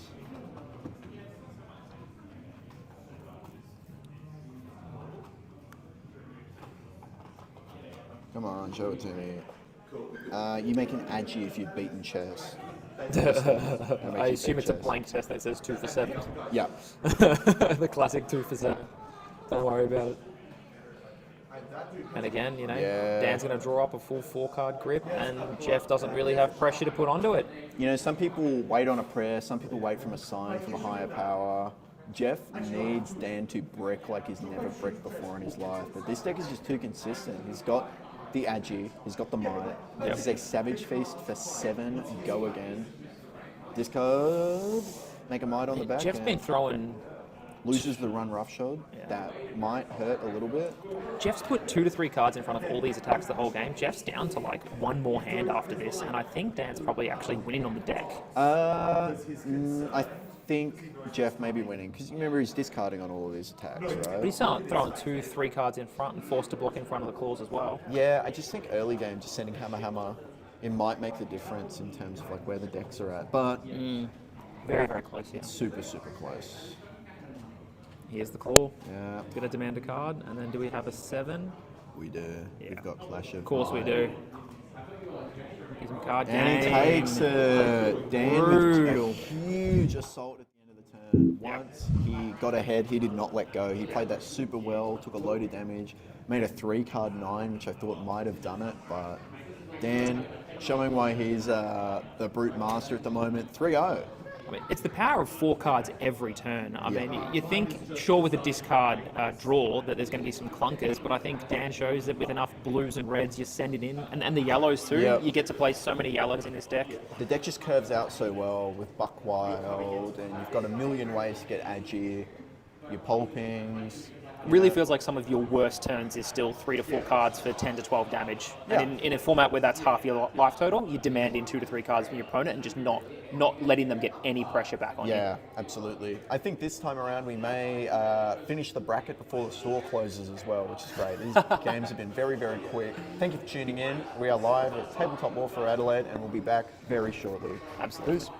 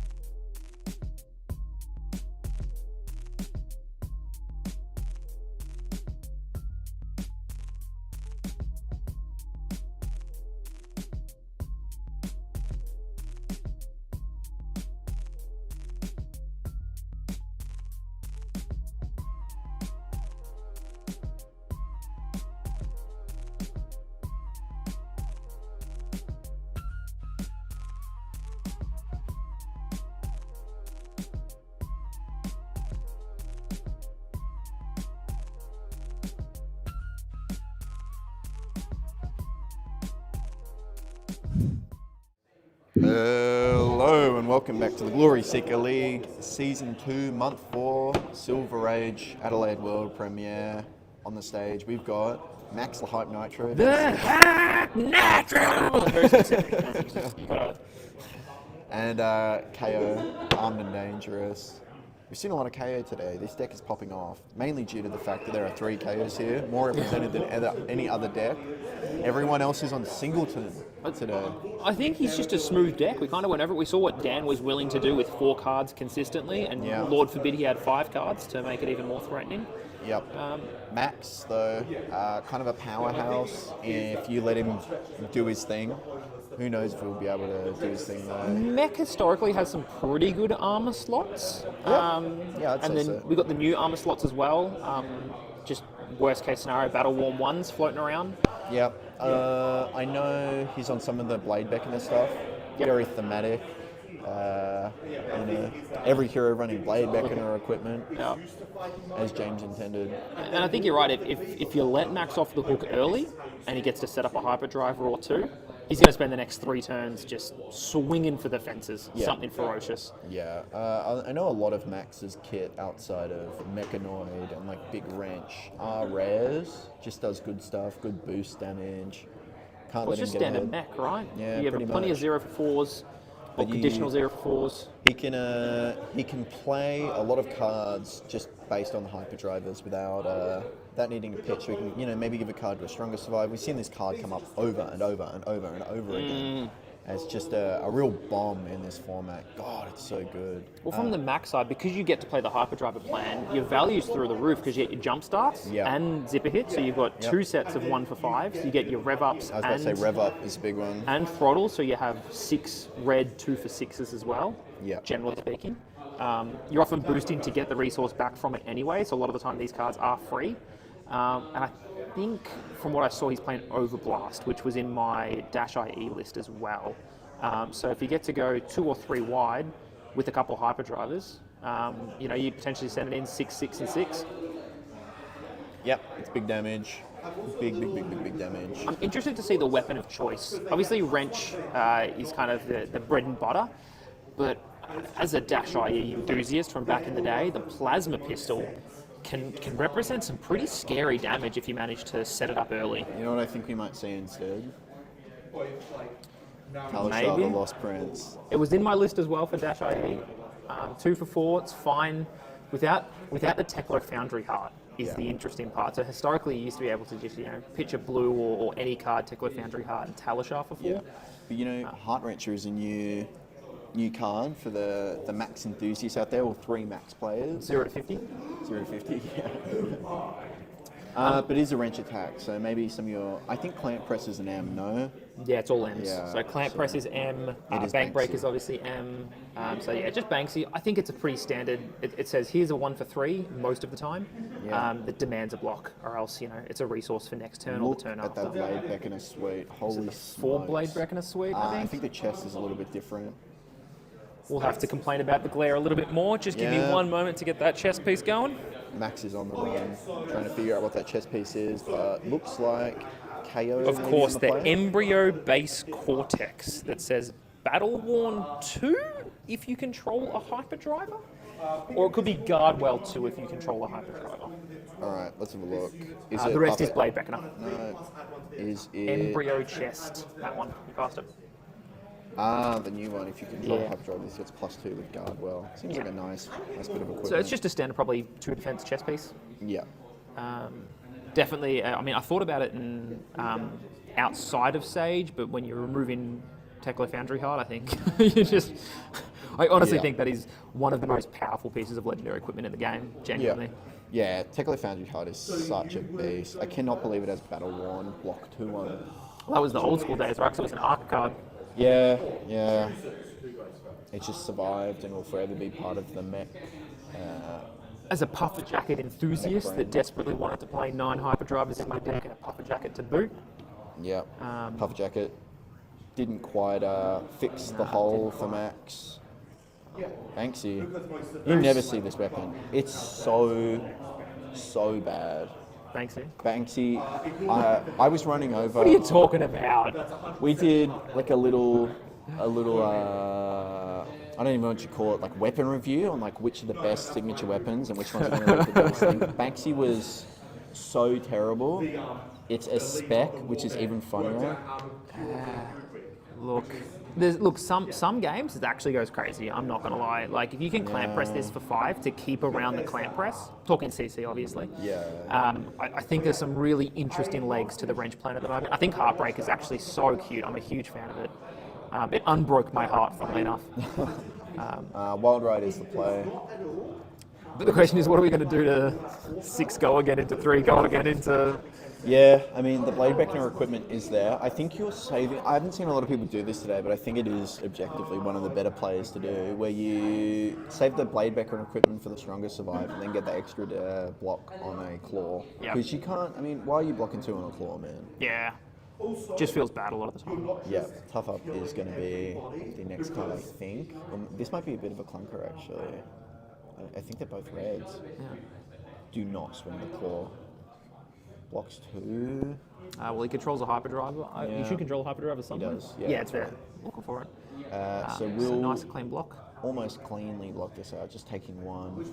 It's coming in for 7, right? No, the might token wasn't created. It's just for 6. Just for 6. So it's a clean block. Is it? Yeah. Oh no, Garwell 2. Garwell 2. My apologies. Yeah, take him on over the top. Yep, just moves to end. A little bit of a clunky hand here, like really not what you want to see. But Didn't want to swing the claw? Or didn't have the resource for it? he did, he had 2 reds, so there's no way you're giving 2 cards for a claw.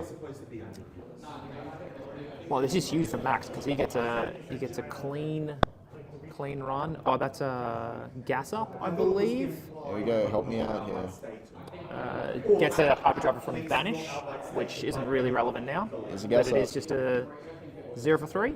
Yeah. It's a pump on, that's not outpace, that's... No, that is jump start. That's a 1 for 5 here. So pretty big damage. That's what I'm saying. 9. We're going to trigger the hyperdriver here. We're going to get the resource back up to 2. Yeah. We're going to probably spend that to activate Max. This is where Teklo Foundry Heart's just so powerful because you can Teklo Foundry Heart, hyperdriver, and then wrench for 3. Yeah, there is also the base chest that fills a similar void. Well, that's you. Got a bit of a sneezer over here. Oh, dude, the dust. Where's that silence button? I've got a big wog nose, man. I inhale dust from fucking Saudi Arabia. Oh, mate. It's brutal. I love walking into the office in the morning and immediately getting a sneezing fit. I used to laugh at my dad because he'd have a sneezing fit of 6, 7 sneezes in a row. I'm like, mate, what are you doing? He's just like, look at my nose, what can you do? And I hit 30, and the second I hit 30, 6 sneezes in a row, man. It's hereditary. Giving the predatory plating and what looks to be some rough up. damage. So, yeah, taking a bit. He we will gonna get the arsenal? hyperdriver back, right? Yeah, so you can hyperdrive and not crank, which is pretty huge. He keeps a hyperdrive around 2 turns. Yep. So I actually don't hate that. No, he was thinking about it. Overblast. Overblast for 6 it will be because it's 4 for 5. I am a little bit confused here. He has to get the hyperdriver back, right? You'd think so. I think there's a better option for Overblast. I'm pretty confident this is an Overblast. I think there's a better option for Overblast here. No, Gas Up doesn't get one. Gas Up gets one back from It's not Banish. on hit, yeah. I see. It's not non-hit, it's just Gas Up, you get a hyperdriver back from Banish. I was mistaken. Too many mech cards. Yeah, so this is a Overblast for 6, which is 2 for 5, plus 1 for each time you've boosted. Yeah. So 2 for 5? Am I going crazy? Yeah, 2 for 5. Yeah. I think I would have preferred a hyperdriver and asked for that card personally. He just took a crap load of damage. But yeah, I think because he saw that Jared was pretty keen to maybe take some extra damage on that. Just thinking, I'm going to You only punish gave you. 2, the chest and the glove and the card for 5 block, right? Yeah. So yeah, he says if you're taking damage, I'm gonna. Max ability costs 2, right? So if It he had a does. blue, he could activate Max Swing Banksy. Yeah. Yeah. Still good. I think maybe that might have been the play. Oh but- no! You're, my friend. You have to boost in order to activate Max. Of course he. Wait, he did. He boosted. He did. He boosted Jumpstart. Yeah. But he had the Overblast there. So, in my opinion, I think maybe setting up for the future is probably pretty good here. Yeah. This is just a raw savage phase. Yeah, you've still got all Not your gonna armor. beat So you trackers. could have done some pretty brutal things next turn with that hyperdriver. Yeah. But he said, I want the damage now. 2 for Yeah. 6. I mean, 2 for 6 is fine. 2 for 7 with the might. Beaten trackers getting cashed in here. Here we go, 2 for 7. One of the better times to use it. It looks like he's just had 2 really clunky hands in a row. Yeah, forced to clean it up. Yep. This might be a wild road into a claw. But I think the That looks beaten trackers allows KO to do that so well. It's such a cool thematic, brings in the dice rolling of the history of brutes. Yeah. Block 6, that's an underloop and X. Boy, am I glad you're here. Oh, I mate. did not know these mech cards. That's right, you knew all the other cards, so I'm in it for You're in it for Max and mech Max alone, analogies. baby. Give me Max, give me some Ranger cards, give me some Necromancer cards. Yeah. All you need. Outside of that, nah, mate. What does your deck even do? That's why I play mech. I don't need to know what your deck does. You need to know what my deck does, and it's generally damage. Was that card in Arsenal? I guess so, right? From Pulping. Jared. Yeah. Yeah. So, Brutal. why not lead with the pulping? Because he didn't know what he's going to get from the beaten trackers, maybe. No, it doesn't make sense. The pulping right? still discards, right? Yeah. Why not just lead with the pulping and then swing claw? I'm confused. He's got a plan. I'm not a part of it. We're just going to draw up here from Dylan. Again, a bit of a rough one. I think that you're right in the scenario here where if you had that overblast in Arsenal, what can you really do? Yeah. And I think beaten trackers fills a similar void to be a more consistent scabbies, where you're like, I really need to get out of a hole right now. Help me out. But it works. Yeah. It works all the time. I was the strongest survivor. At the same time, with no go again. he's cracked the beaten trackers. Dylan said, cool, here's my hand. What happens when you're going to reach your next clunky hand? Yeah. We're very early in the game for you to proc those to get out of this hole. Yeah. So- I just realised the pulping may also have been a draw discard off the Savage Face, so Yeah. not super obvious there. Wow, he's respecting this. Yep. He's run out of cards. Genuinely. He's Yeah. probably over a quarter through his deck by this point. Yep, boosted 2 or 3 times so far.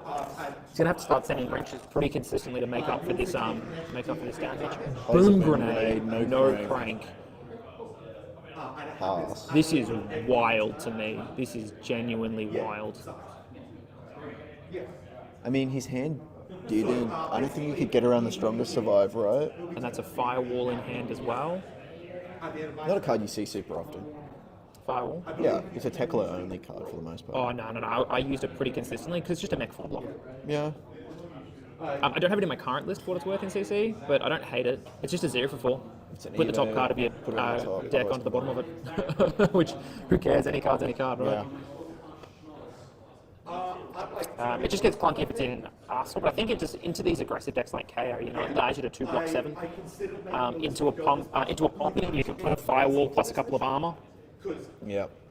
I'm not sure if Jared is just drawing complete crap here, but his hands aren't doing anything. I think he's just drawing nothing. No, he hasn't drawn any go again now. Here we reveal the top Firewall. card. It's a zipper hit. Sorry, it's 0 to 60. Put it on the bottom. His deck is very thin. Yeah.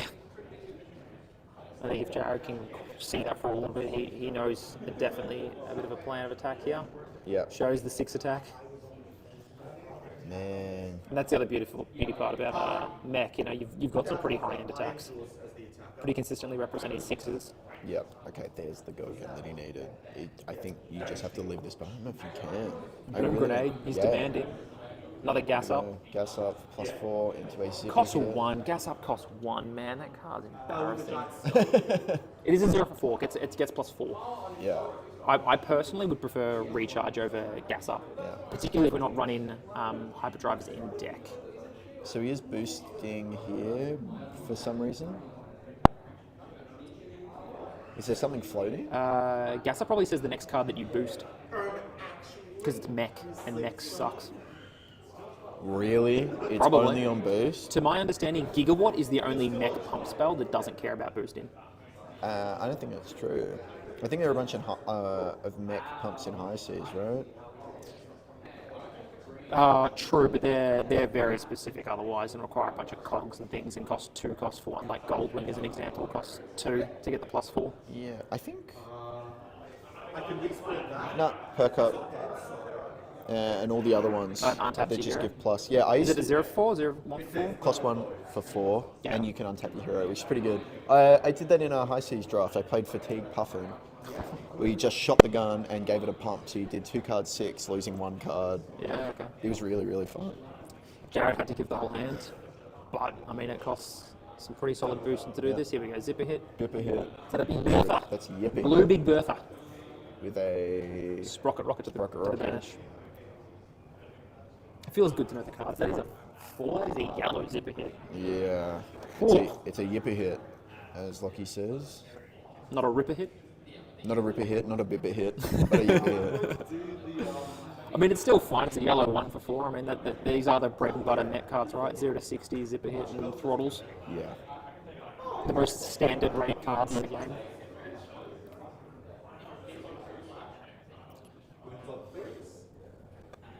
I mean, Max or Dylan with full tempo here, but again, this just begs the question, what could have been happening here if he had that extra hyperdriver? I do wonder, instead of the overblast. But, Yeah.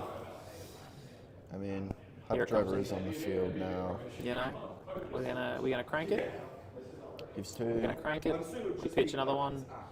Send a yellow crankshaft down Banksy for 3. Demand in a card. Clash of Might here. Can't imagine.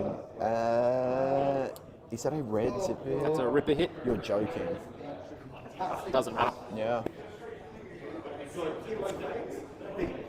This isn't really. It's still an interesting matchup. It feels like a bunch of people smashing heads, and I think the really tough decision of when to block, when not to block. And Jared, from my understanding, Jared's a pretty ample blocker. He does like a good block. He does. He blocks a lot more than most DO players do, which in times aids him, in times hinders him. But, I mean, you don't really get a choice when you block on DO. Half the deck doesn't. I finally have cards that block. Maybe I actually want to block with them. Yeah. The temptation. Half the deck doesn't, and half the deck's in the banish zone. So what do we got coming through here? Do we have to go again or I not? think there's a pulping. I mean, that has to be right. You would have just blocked out otherwise. Slam the pop in. Is there a wild ride in there? I think Is there a wild ride just second pulp. card? No. 4 card on Max right with Arsenal. Yep. So there's threatens. If this isn't a big turn from Jared, Dylan can actually swing back pretty violently. Yeah. Yeah, With a for sure. hyperdrive, we've got the extra resource from last turn. If he sees another boom grenade as well, so the beauty of Banksy is it doesn't say if you've cranked a hyperdrive, it just says you have to crank this turn. Yeah. So like hyperdrivers from hand, boom grenades from hand, so on and so forth, they all activate Banksy. Or I guess you had a lot of reds. Yeah. I'm, call me an optimist, right? But I think here you send, I think it's a wild ride or a popping. I really can't see. But I think you send it no matter what, and you hope you get a blue to play the Sage. Yeah. If not, you can always claw. The bear thing, sorry. Yeah, exactly. This is still 9, but it's like a 3-card 9. It's really bad. Jared's Assault deck battery? has been hurting him. Yeah. This is assault and battery, right? This is bear things. Oh, bare fangs. Oh, okay, bare fangs. Yeah. If you discard a 9, discard a 6, it gets plus 2. Right, so it should be coming in for 9. Yeah. It just flipped the The dice. dice is flipped, of course. Yeah, he's a good guy. He likes to let people know. Oh man, Lachlan, whenever he plays his cards facing me, I actually just, it annoys me so much. Yeah, same. It's like, alright brother, I can read. I can read all my flip, don't you worry about that. Especially when it was like, it'd be like Bonds of Agony. This is what it does. And he flips it around. I'm like, I know what that card does. Gives the I've whole gotten arm hit by guy. Bonds of Agony 100 times. I think my new favourite thing with Max is to make as many hyperdrives as I can to cover all of my playmat, so we have to play all attack and defenses on your playmat. Yeah. Our playmat. Yeah, it gives a card from hand, says no, we're gonna still gives all armor. He's down to 9. The claw's not coming through. This blade back and armor not being incredibly useful right now, but assuming the next time the claw comes in, he's just going to give all 3 of those. Yeah. Take 0. Man, looking at Bear Fangs next to Swing Big, it really feels so gross how good Swing Big is. Rev up, baby! Rev up. Amazing bit of 2 art. for 6. boost, Go again. get the resource back, baby. That's a 1 for 6 right there. No. No.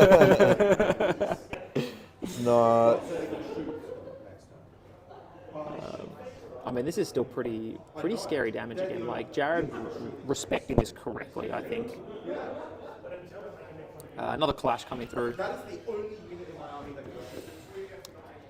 I love and hate it about Mech. Like, you still get all of these very reasonable rate cards, like Rev Up becoming a 2 for 6, but like, where's my on-hit? Just give me an on-hit, man. Boom Grenade's an on-hit. Boom Grenade isn't an on-hit. Here we go, another 2 for 6. Yes.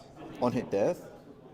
But this is the beauty. We just sent a 1 card. So we sent a blue, boosted the Hyperdriver. We're coming in for 3 card 12. Yeah, man, Jared must be happy to block right now. His hands have sucked.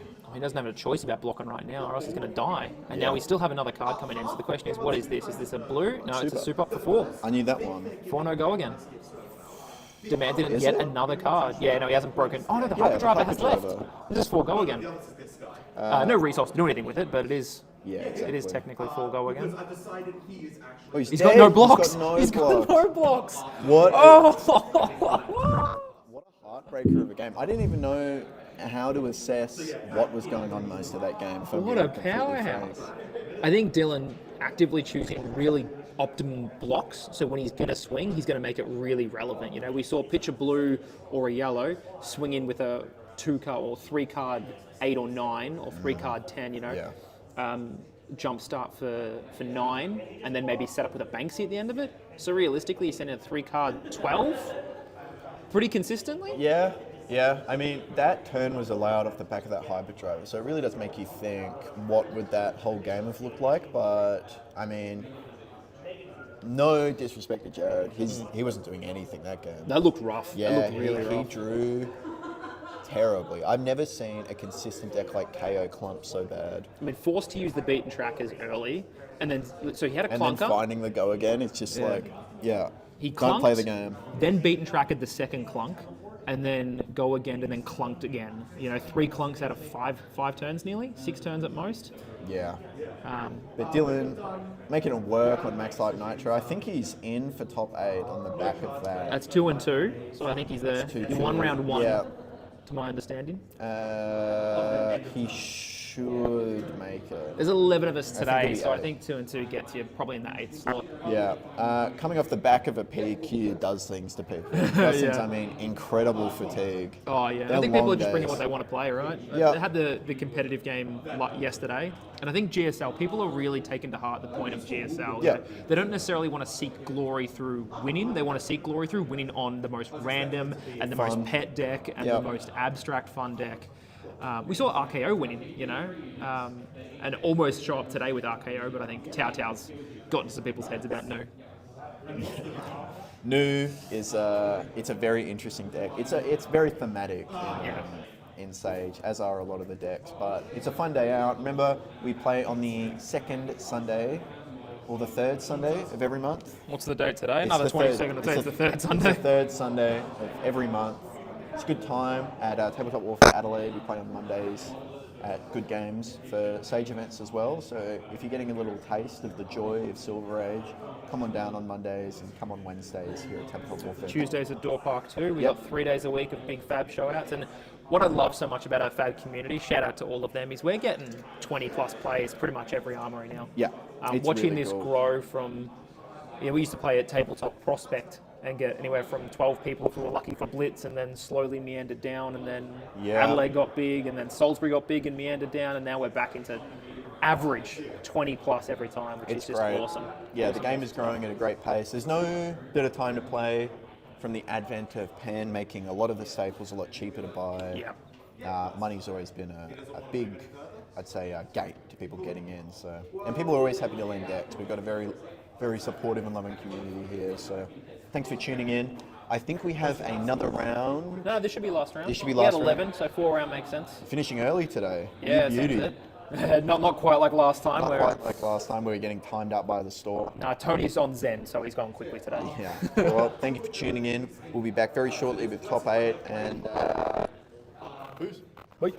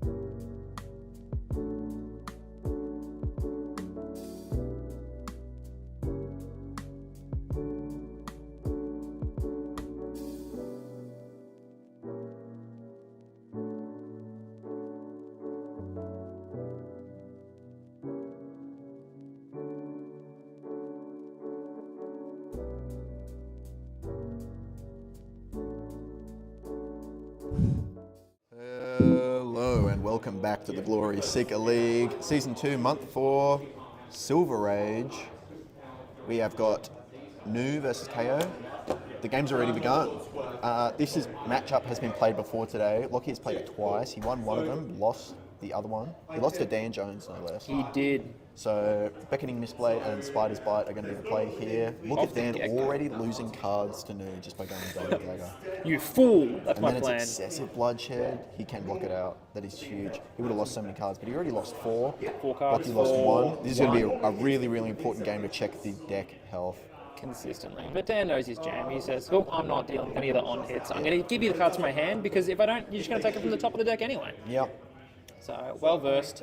We've got the prey spotters on Lachlan's side, so looking to mark his opponent. Yep, he's got a mark of the Black Widow in hand, so it's just for that card and that card alone. It's also Battle Worn 1 though, so it just fits in well with lock-in anyway. I think most of the assassin stuff Battle Worn 1, right, with the arousing wave, not the arousing wave, the arousing gloves and the stilettos. This is how... So Battle Worn 1 across the board and then Blade Back in a chest. I mean, that's a pretty good fridge. Yeah, it's insane fridge. We've got 5 block on the fridge. High Pitch Tower. This is a card that reads, when this attacks, there is a card with 6 or more on your pitch zone, create a Vigor token. So Dan actually has the holy trifecta of tokens right now. He's hitting the Prism special. Where's what's the Predator, the Arsenal card? Arsenal card. That box that's the old blue, the blue M. The blocks for each aura on the field, each token aura. Oh, The Codex of Frailty slapper. yes, yeah. God, I have Overcrowded. Overcrowded. Great card. One of my favorite cards from last year. Such an interesting, unique card. Really cool when it comes to if you're so fearful of Codex, that card just is an absolute house. I mean, Lockie has pretty much given away that this turn is going to maul you to death. Like, he is. He's going to take tempo now. Yeah. He's not going to let go.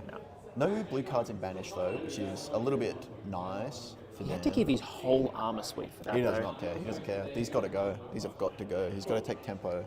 Well, he's got attack reactions on attack reactions, right? He's playing assassin, so I'm assuming he can crack his gloves, I mean, get the this things demands a out. card, and then you can just arousing wave it anyway and get the Fang Strike in hand to go over for 1. Yeah. So Dan just has to accept that he's gonna lose something. The question is how much. Yeah, you got to think as well, like, with how telegraphed this is, do you just go card and beaten trackers and then just say, look, if you have the hiss, I want you to use it right now? My thought process, my first thought process, seeing this and all of that armor gone, no blocks. What you got? You reckon? Yeah. You're losing cards anyway. Well, you're going to lose cards regardless, but I can lose the minimum amount. Maybe the clash here is relevant, but what are you going to do? If you've got 4 attack reactions, well, you're not, because you're going to be pitched a bunch of stuff. You're going to lose a card guaranteed. Lockie is signaling right now that he has a lot of 0 costs or very cheap cards in hand. Otherwise, he would have led with a Nerve Scalpel. Yeah. Because I don't know if you ever played KO. Not a lot of non-attack actions in there. Well, I'm assuming he's pitching a blue here to activate the boots and the gloves and the headpiece, right? Yeah. To get over the top. So, Honestly, again, he's using absolutely everything here. Yeah. Maybe you can throw a pile of cards and say, cool, I'll try and survive this turn. Or you can say, you know what, send me the bill and I'll see what I can do back to you. Yeah, I think if you're Dan right now, you just want 1 card. You want to send Claw for 5. There's the hiss. So, yep, look. I think you're expecting a excessive bloodshed at the end of this turn. Card we went over earlier. Contract to banish red cards, get a silver for each one. When this hits, banish top 2 cards of the deck. Battle Worn cracks him, marks him, banishes this, eats the 3 over the top. Excessive blood loss. So he's losing a card from hand anyway, right? So the difference is he's trading the 3 life to hold an extra card in his hand to then send back and say, cool, you've used all of your equipment on block, you've used all of your equipment attacking me. You're out of gas at this point. You better be trying to keep the tempo. And if I get to keep my hand, unless you're representing 11, 12, disrupt my entire hand, I'm going to swing back a 7 and maybe a 3 claw and swing back 10. Yeah. So what do you got? Yeah. Put you back on the block.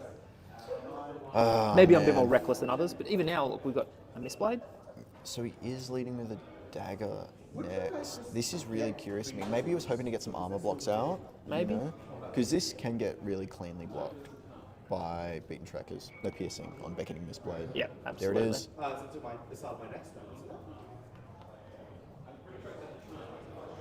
Ooh, this is Pick the Pieces. Oh, that much can't be prevented, right? Just a generic who cares. And then This is not Pick the Pieces. No? No, there are 2 cards with acupuncture in them. This is it intimate? No. God damn it, man. There's too many cards. Yeah. He's hitting it with intimate inducement though, which is quite funny. That was the pitch card, right? Yeah, what is it called? Yeah, intimate inducement, it gets +1, one of the top 4 cards of their deck. You get to put a blue onto the chain defending, give it 0, and put the rest on the top in any order. So you get to fix kind of what he's going to. He's super relevant because he's on KO, right? Yeah. He took 5 damage here. He still has 2 cards in hand. Lockie's off Arsenal has no With more a- fridge block aside from 1 on the chest. Should Vigor, choose Might, the and claw. Agility. Yeah, I mean this is scary. So this is a Savage Feast for 8. Yeah. So here's my thought process, With right? Go, If he's taking 3 more damage and goes to 12 but keeps the extra card in his hand, what is that extra card worth right Yeah. now? That's my thought process. Lachlan gained life as well? Oh, right, the red cards when they banish, Yeah, they gain gain life. Why do those cards gain life? That's crazy. Yeah, I've often wondered that myself.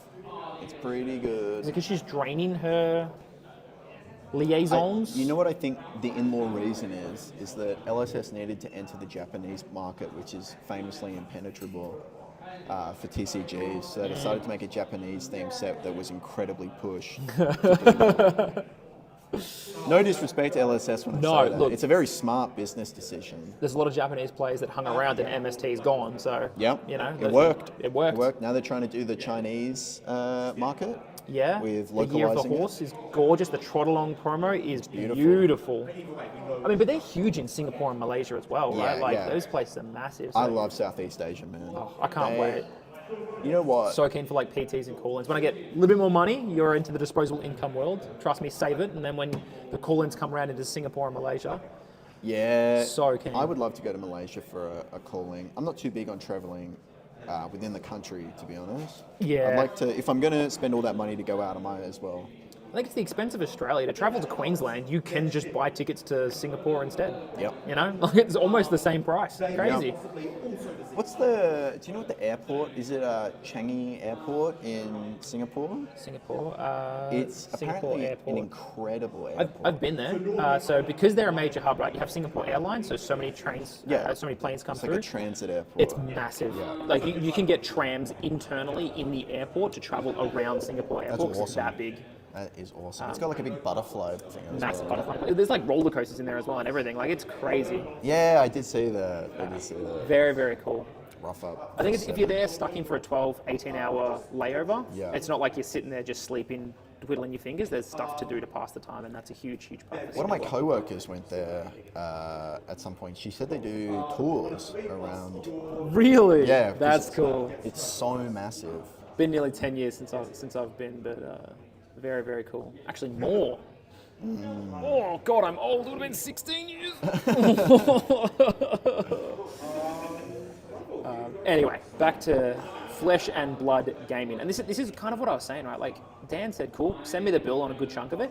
He just sent back a shitload of damage. Like, there's still 7 on the field, and Lachlan's currently at 12. So his level of cool. I'm going to try and take tempo, like he said. He's given 2 cards. He's still taken 8 damage after gaining 2 life, and he's still facing down. Is that another 7? A rough up, right? So it's for Yep, that's a 7. for 7. So I think And Dan says, "Thank you very much. I'll take your tempo. I'll take your cards. I'll take your life total. You better get that girlfriend out of here because I'm taking her too." Lockie might at this point in the game be waiting on a prayer that isn't going to come. Like he's waiting for Dan to brick, and the deck just does not want to brick right now. He's got the agile wind up in hand as well. Yeah. So next So he's turn's going to thinking be a about it. stronger He's got the survive might. into a claw. Decides against it. Decides against it. Maybe he says the hand's better without, or he could have natural go again, of course. Oh, is he actually going? He might just have natural go again. Oh, he's. I think you'd have to have natural Does he go have a again, or else he would have discard? discarded it. Well, he might have something to discard to beaten trackers as well. Or he might want to discard it for claw. Ah, yeah, he's just going to do Yeah. the classic. This gets you once and never again. Yep. Sorry, who is this again? I don't even know if we'll get you the first time. It's pretty clear and obvious. It's the same as Lachlan is an RKO player, as he Yeah. knows, as a man that has discarded interference Yeah, many outside times in his life, outside interference to his own claw. I think he he can assume that Dan's not going to pitch one and then pass. Yeah, pretty safely. It's also claw for 4 again. Like there's a lot of pressure coming on Lachlan. Even if he wants, I don't think he can cop the 4 right now. He's Yep. Smart. Cash it in. Whoa, look he is. So shocked. Amazed. Never in a million years did he think about this.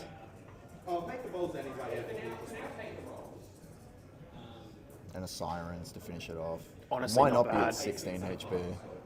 This card has been ubiquitous within the Silver Age landscape. I mean, you cannot escape Sirens of Safe Harbor. It's in almost every deck. As a fan of Fiddler's Green in Gravy, I think that this is just similar. It's just part of the cycle. I think it's actually really cool. It's really interesting. It's a really unique thing. In KO, it's a 6, which is awesome.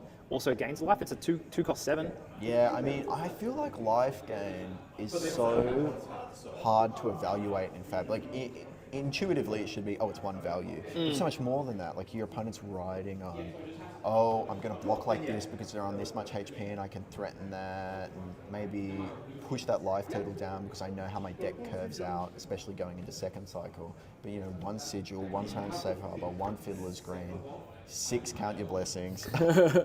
Well, I think that's the beauty of the breakpoint mentality of FaB, right? It means that 1 life is so much more relevant because if they're coming in with a 4 attack, it's 1 card, not 2 cards, or 1 card in armor just to survive that little bit. And I think pure life gain, so things like sigils, unless you're doing absolutely nothing, then sigils are fine. But the proactive nature of FaB means that if you have incidental life gain, like we saw with Nu, I'm enacting my game plan. I also just happen to gain a couple life. Signs of Safe Harbor, I'm enacting my game plan. I'm also just happening to gain life. Is so much more powerful. Locky going first here and being able to pressure with the daggers has absolutely made a world of difference in terms of deck health. I think that almost Lachlan has to go down that path, to be honest. Yeah, this is Bonds of Body. Don't say the Bonds word. Bonds. Yeah, Bonds of Attraction. Puts shivers up my spine every time. I look at the Jade border and I get PTSD. It freaks me out like no other. Stealth, 0 cost, comes in for 1, so transcend target, which is what we might be seeing at the moment. Yeah. Hits, banish top card of the deck, and then banish a card from the graveyard, and this banish card, if there's banish another card of the same color, gain a life. Yeah.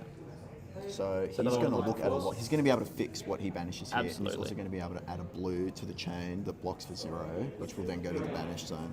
You know what this card doesn't say? Disrupt your hand.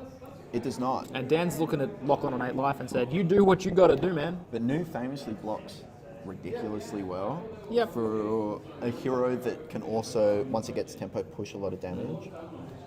No go again on this though, unless he go wants again. to realistically put on the stilettos here. Oh, I thought Intimate Inducement only got blues. If it's the red gets the reds, I've seen quite a number of these get played now. No, he's just letting it block for the full amount. If it's blue, it gets 0. Okay. I think that's quite telling of what But this quite also telling means, of what maybe Lachlan's plan this is. also means Bonds of Attraction isn't going to hit. He could pitch it. Is that out of cards in hand? He's out of cards in hand. Yeah. Okay. He's got none floating, so we can't pump this. He could raise or reflex it. Maybe he saw Dan's next turn and can math out what's going to happen there. Yeah, So he this just could needs be to raise or survive reflex. this turn. This really could be raise or And then reflex. I also bolt to give them -1 wound again. This shouldn't Yeah. Against, for these guys, he'd just need +1. be banished, right? It's attack action. Attack actions get But it banished. didn't hit. Doesn't matter. Nu banishes. Nu's ability is banish attack actions. No, block. but he banished off the top of the deck and then a card from graveyard. Maybe it is hitting. It's not hitting. It gives it the plus though, doesn't it? +3. Yeah, but he bought a Bear Fangs doesn't have a fucking block value. I was so confused. Of course, yeah. All right, these guys know better than me. They know what's going Lachlan on. gained 2 life again, like that incremental life gain. Like I've said, I don't think it's a primary plan. It's it's exceptionally huge. good, but It's the huge. incremental life gain of enacting your game plan and gaining life in He fact. just ripped 2 cards out of the top of the deck, got some fodder in the graveyard, or in the banish zone for whenever he wants to pop off. Doesn't cop 8 next turn from the Bear Fangs. Yeah, exactly. Bear Fangs is such a house. It's actually swing big light. That has, kind of the upside of I get a might for my next turn. But, I mean, I just want my cards to block 3. Yeah. And Well, coming in for so 8 with 2 costs cost 9 potentially, right? Because you get the might from the discard and then 8 damage on it. Yeah. I mean, 2 card 9's pretty good. it's pretty good. I've heard but worse rates. You lose a card out of the deck. I mean, I can definitely see Lockie. Out of the going deck's this only fatigue relevant angle. into things like New, maybe Enigma or so. Yeah. Great Axe Dory, you know. Yeah. Agility and a might. Popping for Dan Jones. Dan can do some pretty. I think the more that he can send this claw, and I think Dan probably saw that a little bit early with his plan of I've got to send the claw as much as I can. Yeah, because that's absolutely. how you deal with this a lot. You say, 4 attack claw, give me a card. What are we gonna see? Bear Fangs. Is that another Bear Fangs? This is for 8. This is a yellow Bear Fangs with a might underneath. Comes in for 8. Still got 3 cards in hand, is it? He'll have 2 cards in hand. So this could be claw into 2 cost. Get some might. I'm really surprised to see Rough Up making a. Yeah. Making It's a shine interesting. here. I think just on the math side of it, I think the beauty of Sage is without Bloodrush Bellows, you don't need to run the brute shit, cards. he Right? got There's the unmovable. No way. I think that's a 1-of in the deck. Yeah. But without Bloodrush Bellows, that's really the only card that cares about brute cards, right? So you Yeah. can start actually running generics a lot more reliably Yeah. because you don't care about the miss. Looks like this is the 3. not going to be another attack afterwards. It could be a smash up. potentially, Nah, it just but- goes to Arsenal. Yeah. Gets the claw in Lots though. of breathing room for Lockie right now. I mean, he still took 3 cards out of his hand, so he can breathe, but he can't threaten back. He's got bombs of You can just put body. You can put the knucklehead in front of this though. It comes in for 3. Oh, does it? Yeah. Just give him a card. Move on with your life. You could knucklehead and I think the brutes are taken, but knucklehead Go this and card is gloves or called. something. My brain is healing, not having to remember all of these. All of the new, Yeah. all of the mystic cards. This isn't Mystic. It's MST. All cards from MST are mystic cards. Is it Memory? I'm really trying to figure out what this one is called. Anyway, it banishes the top card of the deck. Whenever it banishes a red, you gain a life and draw a card. Yeah. That's the be all end all of it. Which again, IP1. I think there you go. Give him a 3. Yeah. Move on with our That's lives. big value. That is big value. You gave him 4 there. Look, I guess it's more just protecting his deck size at that point because realistically, the draw card doesn't do anything at that The point. gain of life definitely does something. The gain of life is probably the big threat there. And you can't give cards to that. Like, it's a lose-lose. Whenever it banishes, you just gain a life. Draw a card. Wild ride. Here we go. Here we go. 7. Is this 8? Hold on tight. Does Warrior come in for 6 or 7? Comes in for 6, so it's going in for 7. 7 right now. Yeah. Provided it's a red. Yeah, it is. comes Gives in for a 7. double trouble and a bond of attraction. Yep. Takes 1 over the top. Take 1. There it is. So Dan leading by Fuck off, Lachlan. 6, but probably losing by 100 cards in his Again, banished. he can claw here. He's got 2 more cards in hand and Arsenal. He can easily claw and send another 7 attack. So Lachlan's taking 4 damage this turn minimum. Yeah. And then Dan, depending on what he gets, he potentially Arsenals and gets to play another 5-card hand Gotta next think, turn. what is in Lachlan's arsenal right now? Oh, it has been right. stuck in there for turns and turns and turns. Could be a chi card. It's maybe been in there for a hot minute. Nah, he would have played it earlier. Dan's on the also blue. got beaten trackers. Like he's cleaned himself out of any clunker hands that are coming up in the next while. Yeah. I think Lachlan's life total is very threatened. You know what? It might be Park will travel. I think you might be right. Yeah. Yeah. Maybe? Yeah, But gives no, a there's card. blues in there. This is Serpent's Kiss, I think. Cracks It's a the new chest. card. Is that a pulping? Pulping for That is 8? a smash up Smash for up. 5. Oh, is it an attack? Takes 2. Rough. It is a path. Dude, what a Too easy. What a soul read. Dory, we just got word that decimated Great Axe Dorinthia. has Yeah, been it came up eliminated. against Briar. It's a rough matchup. Yeah. I'm going to send my card that says your blocking cards are halved and you're not going to block. Yeah. Also, you get the +1 from the embodiment regardless. So Michael played really well to not let German get value from Arcane Polarity. yeah, okay. He had Arcane Polarity sitting in Arsenal Like the whole game. for the last like 3 or 4. Yeah, rough. I was German thinking bad that might beat. be Path Will Travel. That must mean there were no blues at the time of that Bonds of Attraction hitting. No blues, because it was Bonds of Attraction, Intimate Inducement.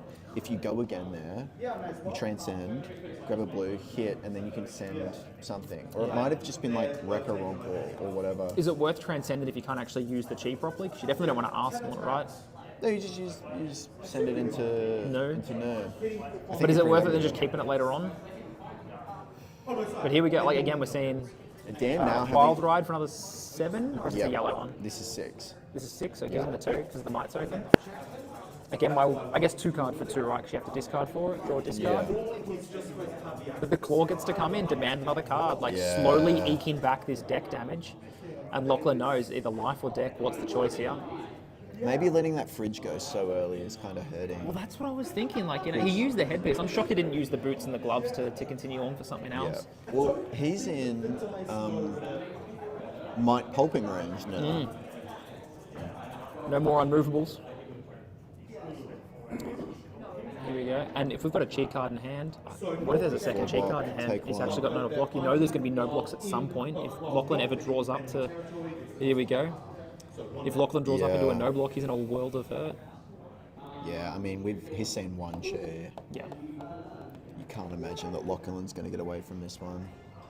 And I Just think that big turn 1 play, or turn 2 play, where he was like, I'm going to block with everything, I'm going to no block, and I'm going to send back a lot. Yeah. And Dan says, okay, I've got 2 mights, a vigor, and agility. There I it think is. I'll just kill you. Yep, double transcend. So this is Passover and Path Well Travelled, so he's going to give go again to the probably the claw on the chain. You know, I think as the KO player here, there is a world where you mind game and you close the chain after every attack. yeah. Yeah, just to make. I don't think he's sending the card in his arsenal for one there. It would be crazy if he did. Oh, it'd be amazing. It'd be maybe. But I think play of Lachlan the also century. possibly doesn't do it then at that point, right? Or he just clues on to what's happening. Lockie's a pretty switched on player. But Dan also knows that, you know, this misplay is going to come in and he can activate new for the go again. So you look at what the Blues in Banish and again say, do I care? I'm at 14 life. I'd rather keep a 5-card hand and send another 7/3/7, eking this last 2 damage. Like, I just don't see a way where Lockie gets out of this. nah, Dan has been really clean this game, I think. He sends a stronger survivor down for 5 right now. I'm surprised you don't. Why don't you? Send the misplayed first? I have no idea. That's what I would have thought. Yeah, send Mistblade or just send a Spider's Bite. You And know? come in for go again potentially. What do you is? Oh, wait. Can he No, he's gonna glove Fang and boot strike it? Yeah. he's gonna glove and boot, and then probably send another blue afterwards. Maybe Just send get the some misplayed value. afterwards and then get another blue or something. Yeah, because we don't have the resource for it, right? Yeah. Well, he doesn't need resources. New just plays it for free. Crazy, right? But they're only blue cards. They're not that powerful. Blue cards are, the weakest in Flesh and Blood. Yeah, generally yeah. speaking. Bonds of Agony was terrible. So was Zero card ones, Noism, man. Belittle. All the tech blues in the game. They're not really that good. Nimby's a garbage blue. Yeah. Warmongers, terrible card. Honestly, Canopy Shelter is one of the worst cards I've ever played. Canopy Shelter. I hate that blue 0/4s. That card's so bad. Why would you even play that on defense? Ugh. 0/2 block card. Ugh. CNC for 8. No, dude. I don't know what you're talking about. I've definitely never fell in for 10.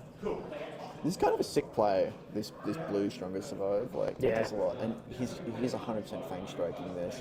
I think Lachlan's really good at finding the 1%ers. He finds this eking of value in a really abstract way, which I really respect. Yeah, this is what separates the good new players from the great new players. There was, I think it was Tomasi at a calling. He was the one that eventually LL'd new. Incredible player. Like Yeah.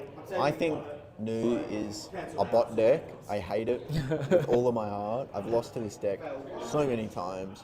But seeing a good pilot on new makes me respect it so much.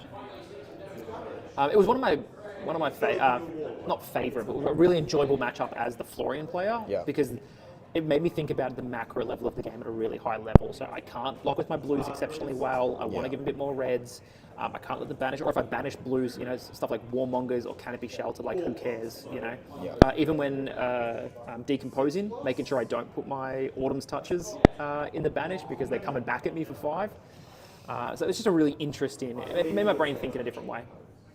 which was very cool. But you're right, here we see the Stilettos, Fang Strike. And it's just going to be a Spider's Bite. It looks like there's no other blues in the deck. Well, no, this has Go again, so we can play another blue from Banish afterwards, right? True. Just going to put 2 in front of it. Gives him the 2. Says what blue's available for you to take. Which one's that one? Smash Smash up? Instinct. Smash Instinct? Yep, intimidates. Yeah, no one cares. Dan's taking that straight to the face. So, yeah. I think you should have just swung the Spider's Bite first because he ended up blocking with a Clash of Agility. You know, just in the rare case. You would have gotten 1 more damage. Yeah. I know this must be pretty Wild ride hard. for Dan. Yeah, it's a wild ride for 7. Go again. And again, here we see. One of them's a Smash Instinct. Yeah. We're going to demand 2 cards to keep us alive, and then we're going to come in with a claw. Or this card from Arsenal would depend in, for lethal. Yeah, I think just this is the strength of a KO endgame is that all of these breakpoints just one more. Minimum 6 damage on the first card coming across nearly every single turn, demanding 2 cards. Inertia trap. Inertia trap's triggering here. Alright, so Dan may or may not be off Arsenal. This is definitely going to be the decide on whether he wants to claw or not.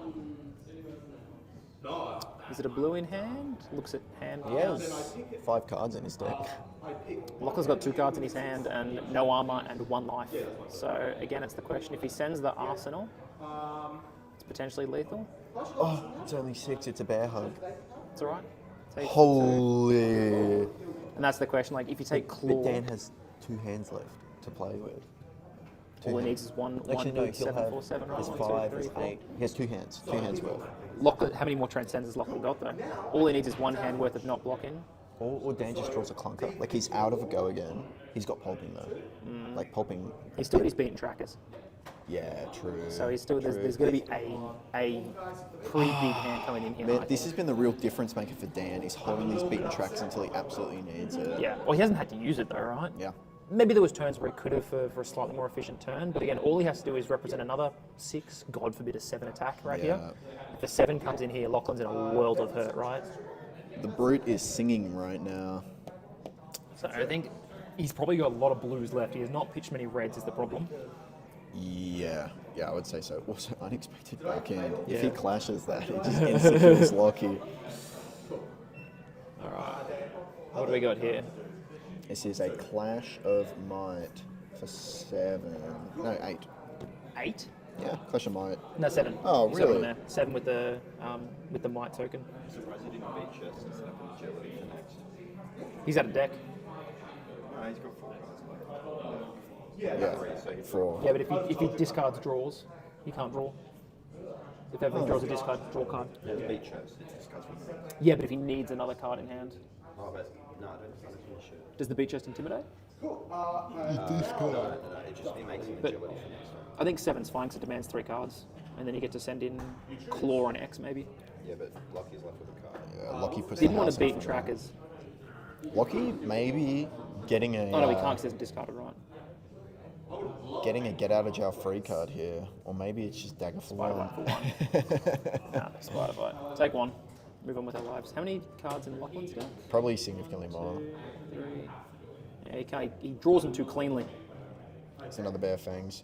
This is where he's going to crack the beaten trackers. Yeah. Crack. Lockie knows it. Yeah. It's so over. Comes It's in never for been more Claw over. and X, I would suggest. Is that 7? Yeah, he's got 3 cards in front of it again. This is where the mighty fall gives him 3. Claw gives him Claw. 1. Bum, Run roughshod for lethal. Dan Jones takes it on KO. He's having a heater of a day today. Absolutely. Totally deserved. I think he's playing this deck to perfection. He's out. He said yesterday that today would be his winning in, or he's not getting into the invitational in a month's time. I think he's coming for that crown. He is. It looks like it. He's seeking glory. He's Ungering and Bungering. He's way to a win. And he's just cutting some sixes and making I some mean, lights. some of these games that we've seen, he's gone down to the absolute wire in the deck. He has eked every little bit of value out of the might tokens, out of his claws, using the chest at the right moment, even holding those beaten trackers till the last possible action. You know? I think Dan has kind of, for lack of a better word, mastered Sage KO. No greater KO player exists other than Dan Jones. He might take Nats this year, who knows. Next round will be up very shortly. We know that Abraya is still live. So it'll be either Jeff or Alia.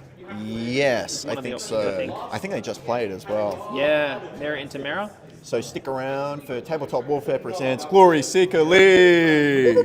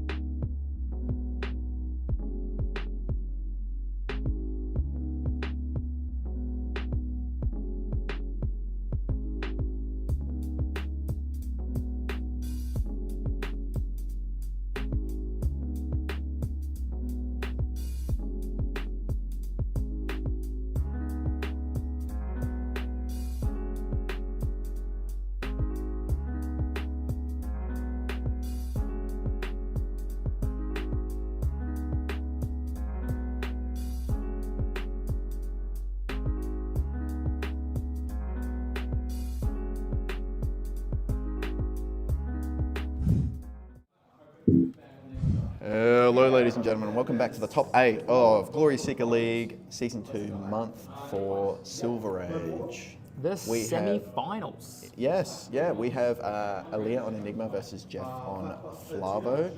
It has been a big day. A lot of rematches so far between the top tables. This match was played before Enigma's endgame of 2-2, 2-2, 2-2, and then you're getting 2 life. Huck 2 on that thing. Is just a bit strong. This is Essence of Ancestry Blue Yep. into a Off the Waxing get-go. Spectre. Kind of insane. Hanathos on the Bravo side is what's kind of intriguing me a bit. The triple blade beckoner, the artwork matching up real nice. I can't wait till they make like EA blade beckoners because they're just gonna like clean up really smoothly on the equipment slot, which excites me. Tension in the air. I mean, you got to find a way to push through Enigma and just clear the big ward until they're left with very little, and then have them on such a low life total that it matters when you're sending damage. It's just so hard. Like, Well, I think it's Anathos 4, right? Anathos to come in for 6 pretty consistently, Yep. demands 2 cards or at least gets through some ward. Yeah, being able to play this, like no damage presented to the Bravo either. Just being able to go tension in the air after you've already played this, it's really, really big. So going second here, Yeah. definitely not getting punished as much as you would otherwise. Enigma always, has to run into the Phantasm problem, but Aelia doesn't have an exceptional amount of Phantasm in the deck. There's some, but nowhere near as much as what you'd see in CC. So I don't think Aelia cares about giving Bravo, a 4-card hand and saying, send me your 1 card, send me the build, particularly if you're off Arsenal. I don't Yeah. care. I'm just going to set up and send something at you. So Yep, looks like Red Buckling Blow was the play from Jeff. Yeah. 4/8 power. When it deals 4 or more, put a -1 counter on a target equipment they control. Obviously, the Blade Beckoner on equipment gets so much value Oh yeah. into Bravo. Just Anathos coming in for 6 means you can just like chuck the fridge in front of it and be happy. Bravo doesn't have too much go again, right? He really struggles. He really, really struggles with go again. Like almost one of the most struggling Guardians Yeah. to get go again, and particularly without the M's of like E-Strike. Yeah, I think finding the tension in the air here is huge, and unflinching foothold from Aaliyah is just going to shut down that first Bravo trigger, but still gets +2, so it's not nothing. Yeah. But definitely something that I think Jeff is going to want to play for here. How much does Enigma care about the Dominator though? Because he just put out a bunch of ward, right? You don't want to use your ward to eat damage. You want to use it to swing and then eat damage. Fair. Otherwise, it's just like super negative for the deck. Horizon here.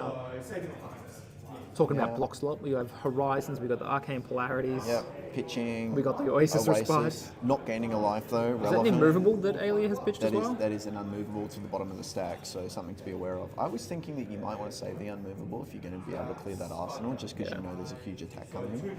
But I imagine Jeff is going to eat this. Holy shit, he hit the pummel. Yeah. He's just going to eat this turn and then send a huge attack with a pummel behind it. Yeah. Because potentially the egg is +6, I believe. Yeah, if he gets to Flavo here. The way that they balance the auras of suspense really says a lot about how LSS value telegraphing, because they're so telegraphed. Yeah. You know it's coming.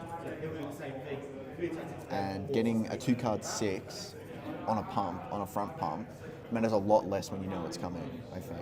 You're able to play for it, you're able to see more cards, you're able to find your defensive options, you're able to find your unmovables that I don't think she really minds at the moment. But looks like, Maybe regretting Just taking pitching two. that immovable real soon though.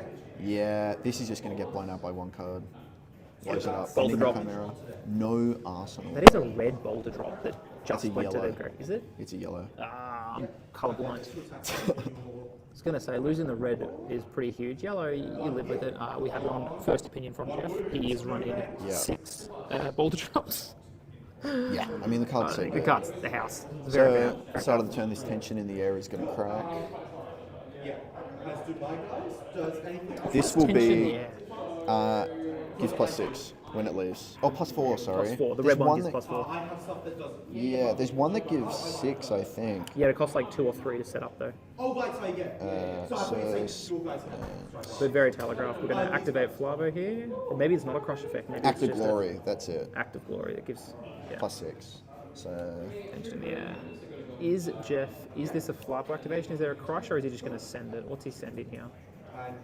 He might turn around and say, has he got the resources? He should No, he's only got fly, 3 though. cards, right? He kind of has to, right? Well, I mean, it needs to have crush effect though.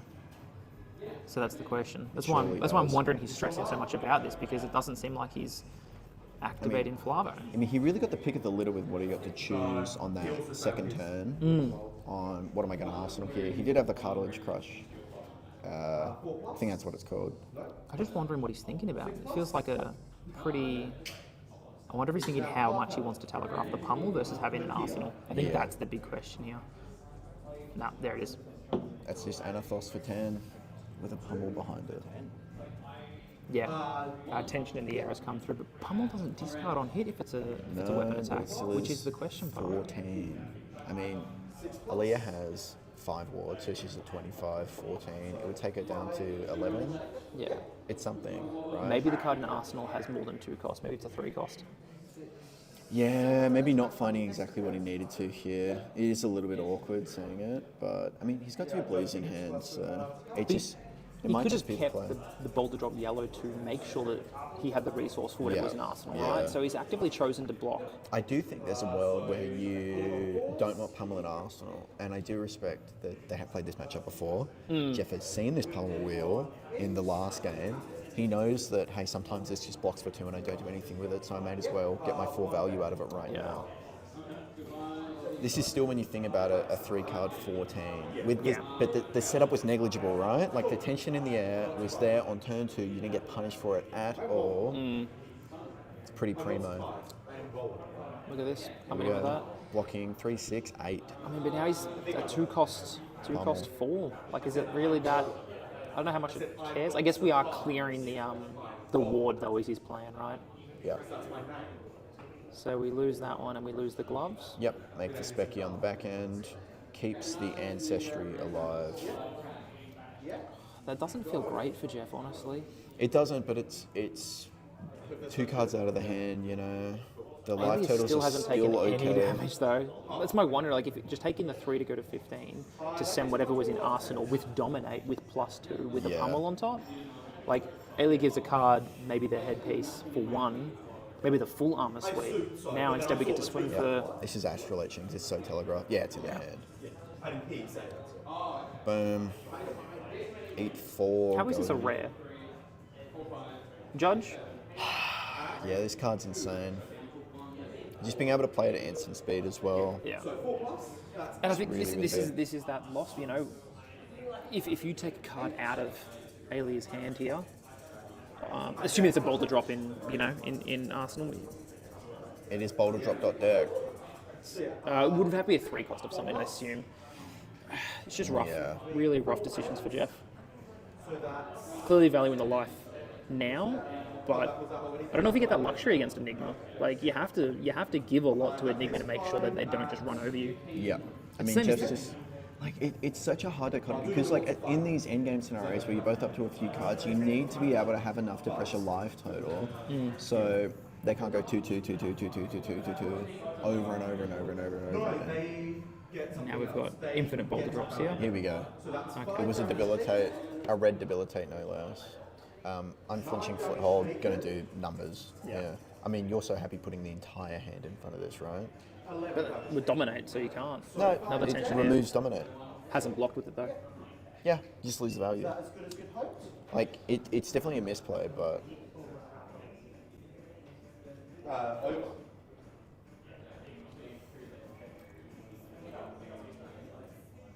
Look, Jeff's in the top 8 and I'm sitting here in the happy seats, so I'll give Yeah. him as much credit as I can. Oh, I definitely Very good give player. credit to Jeff. He's How much does steward of debilitate the cost? game. I don't know, Guardian cards. 4, I believe. Yeah, okay. Oh, it might be 5. 5? Yeah, He's pitched a lot of cards for it. it's so 4, makes it's sense. 4, it's 4. 4? Yeah. Maybe shouldn't have the resource that last turn, that's rough. Because the debilitate for what would have been, it would have been 18 with a pummel on top, dominate, something like crazy like that. Yeah, I don't know. Cleared everything, the dream. He wouldn't have had the resource, I reckon. Sadly, but Ailey with a tough decision ahead of her. I think this is the debate. Does she crack the boots and lose the value to not get debilitated? Yes. You Yes, reckon? yeah, 100%. I think you're so happy just going, cool, I'll put my entire hand in front of this, I will swing my Titan's Fist, and then move to end. Titan's Fist with, +3. It is genuinely a 0 for 4. With go again if you have the pitch, but I mean, you would so much care rather about have the go Arsenal. You'd so much rather have Arsenal, yeah. Just winning the turf cycle of sending a 0 for 4, even if Jeff gives you a card or the playback and a boots, you're still up, you've still got the ward, you've got a full hand. Man, we're really seeing how much these boots just wreck these decks that have like, my big turn will be dominate and it'll set you so far back. Like Azalea, I think, has maybe lost like 20% off their win rate just off of a pair of boots. Yep. That a better worn one. Yeah. There we go. No, not cracking the boots, just blocking with them. Caching Saving them for a future turn. in some of the fridge here. Oh my goodness. So what's this? Disgusting. 1, 2, 6, 7, 8. Doesn't crush. No damage, we're going to lose the ward. Yeah. Just, But keep the Specky Shield. huh? Sirens of Safe Harbor. Oh, there it is. Good. Ward gone. Yeah. Specky Shield remains, so we're still going to send in a Titan's Fist. Titan's Fist for 4. And what's Jeff's option here? Why don't these Specky Shields have like Phantasm? Ashwing's had them. Why can't What? this? Ashwing's had Phantasm. Why can't Specky Shields have Phantasm? You know, technically, none of the dragons have Phantasm. The Ash has Phantasm. All right, let me get my caverns out to protect them from the Phantasm. I think the next Dromai, looking at talking about this, he said that the next Dromai will have an effect that says the first Ash you play each turn has go again. So like all the M Ashes, you're able to like play them down and then remove Phantasm. Very cool. I feel like that's what they're going to do with it. I mean, I feel like that hero was so perfect when she came out. She's definitely one of the more fair illusionists. I will tend to disagree purely from the fact that if she's just a hidden 0 for 4 dot deck. She's just a red line 0 for 4 dot deck. The problem is that all of her 0 for 4 stay on board. Yeah. But, she has no real recourse of dealing with, if you pop it, that's it really, unless you have the Mirror Guy Chromite turns. Yeah. You also have Passing Mirage. But then there was also like the Oldham thing of like, oh, he doesn't have a popper in his hand. Yeah. Like you go Lost in Thought, I'm just going to ghostly swing at them for, 20 or something. Yeah. Here we go for the Boulder Drop Dominate, so the classic Falabo. Benjamin Boulder Drop, no Dominate, block with hand, send hammer. He's really baiting the pummel here. Which would be wild to crack wild. the boots. We just got word that Dan.Bracket has succumbed to Briar. Dan.Losers Bracket. Dan got smoked by Briar, so it's looking to be a Briar in the finals. Quite Briar exciting. v Enigma, which I believe Briar we've seen literally lose on stream. Oh my god, man. The unmovable is real. Not cracking these boots, never cracking these boots. This is brutal. These boots were made for staying exactly here. They ain't walking nowhere. If you have a Sirens in hand, talk about a bad beat, right? You go Specky into Siren. Interestingly, if we talk about deck health, they're still only losing 1-1 right now. Jeff isn't losing many cards, but Alia's also not losing an exceptional amount of cards. You need to be winning on decks so much to even make this worth it, because, I mean, the How are you end going to game keep from all Enigma. of these cards and just send in this Specky for 4 every single time? Yep, Titan's Fist for free, 0 card 4. And if this is a 2 card 6, I mean, man, are you pissed. This Specky has eaten 3 of Jeff's cards, I believe, so far. Yeah. Look, Jeff doesn't care so much in the sense that he's not going to convert a 4-card hand regardless or a 5-card hand regardless. But when we talk about overall deck health, this is going to become a big problem. And Ailey can just push this into the long game. She's sitting at 21 health. Yeah. Like, this is what I was talking about earlier with Enigma still has the Mirror Guide plan of keep this thing on board. If you can't kill it, the game's over. It still happens at the end of the And just, I all mean, of these are you essentially put Jeff on a clock. You play with a 3-card hand for the rest of the game until you can kill it, or you die in 5 turns. Don't be surprised. Jeff really debating that. I think it's another tension in the air because he has to think, how am I actually going to kill this Spectral Shield? And the problem with tension in the air is it lasts 2 turns before it actually flips off. So are you really dealing with the Spectral Shield in 2 turns? You'd be hoping not. I feel like if this Spectral Shield lasts another 2 turns, you might as well just pack up, Yeah. you know? And there's a... Dead card and then Waning Vengeance. Good lord. Oh, this is looking rough. This is very rough. This deck just does too much. It does Alien with way too much. Both Oasis Respites, unmovable, Sirens of Safe Harbor. We've still got the boots active. Jeff has done 0 damage. He's done -1 damage. Yeah, he's healing her somehow. All right. Flavo Are we going to trigger, demand the boots? Crush confidence. And this is where Ellie just hasn't had to care a lot of the time because he's saying, here's my dominate, crack your boots. And she's like, no, I don't want to. On the turn that she didn't have to as well. I mean, she had 1 card block with full armor suite Yeah. into unmovable Oasis Yep. Respite. Yeah. Who would have thought dominate means a whole lot less when you have 8 block in your arsenal? Crush confidence, really, really good card. Terrible art. Did you see the Jeff look at the camera? He knows what's happening. He's feeling Yeah. bad. Gave a bit of an eye roll. Sorry, yeah, crush confidence. I mean, Jeff's. This is quite poetic when you think about it. He's playing how he feels. The mustache not giving him the extra juice today. Is this the moment Alia gets to throw the boots in front? Is the real question. Yeah. So normally, this was an extremely Definitely taking her time to think. I am stressing that we've got 15.5 minutes left and there's still a lot of game left to be played out. Yeah, I mean, it looks like there's a lot of game left to be played, but it's actually just the same thing for the rest of the game. I mean, what do Send you? a 0 for 4. Yeah, what do you do? What do you do? I mean, the problem here is if Jeff's struggling Waxing to Spectre. remove the 1 Good ward from the lord. Spectral, he's going to struggle to remove the 2 ward and the 2 ward on top again, right? Yeah, I mean, this Spectral Shield has single-handedly won the game. Getting the blue in pitch for the Waxing Spectre there helps you get the Waning Vengeance off as well. So Astral Entrance is such a powerful card, we It all is, know. But it this is. is activating Starvo and not even representing life total. That is 3 Starvo activations this game that have done 0 damage. yeah. And Alia correctly is just saying, I'm just going to keep this Titan's Fist around and say, deal with it. If you don't have enough breakpoints, enough awkward numbers, if you're just sending 1 big attack, I can cover that pretty happily. What is the Nightmare? And no Phantasm to really care about because my 0 for 4 is just a 0 for 4. This is what happens when you give board state heroes go again without a drawback, I think. Yeah, look. It's hard to look at. It's hard to see Jeff just get dog walked. Blocks the 4 again. No disrespect to Alia though, she's playing this really, really well. Absolutely, absolutely. Knows exactly what her game plan is and is playing fully towards it. Has drawn pretty well. I don't want to count, like, again, the unmovables on the right turn, the Oasis Respites on the right turn. Yeah, absolutely. Inundated with defensive options. We're going to see another Flavo activation.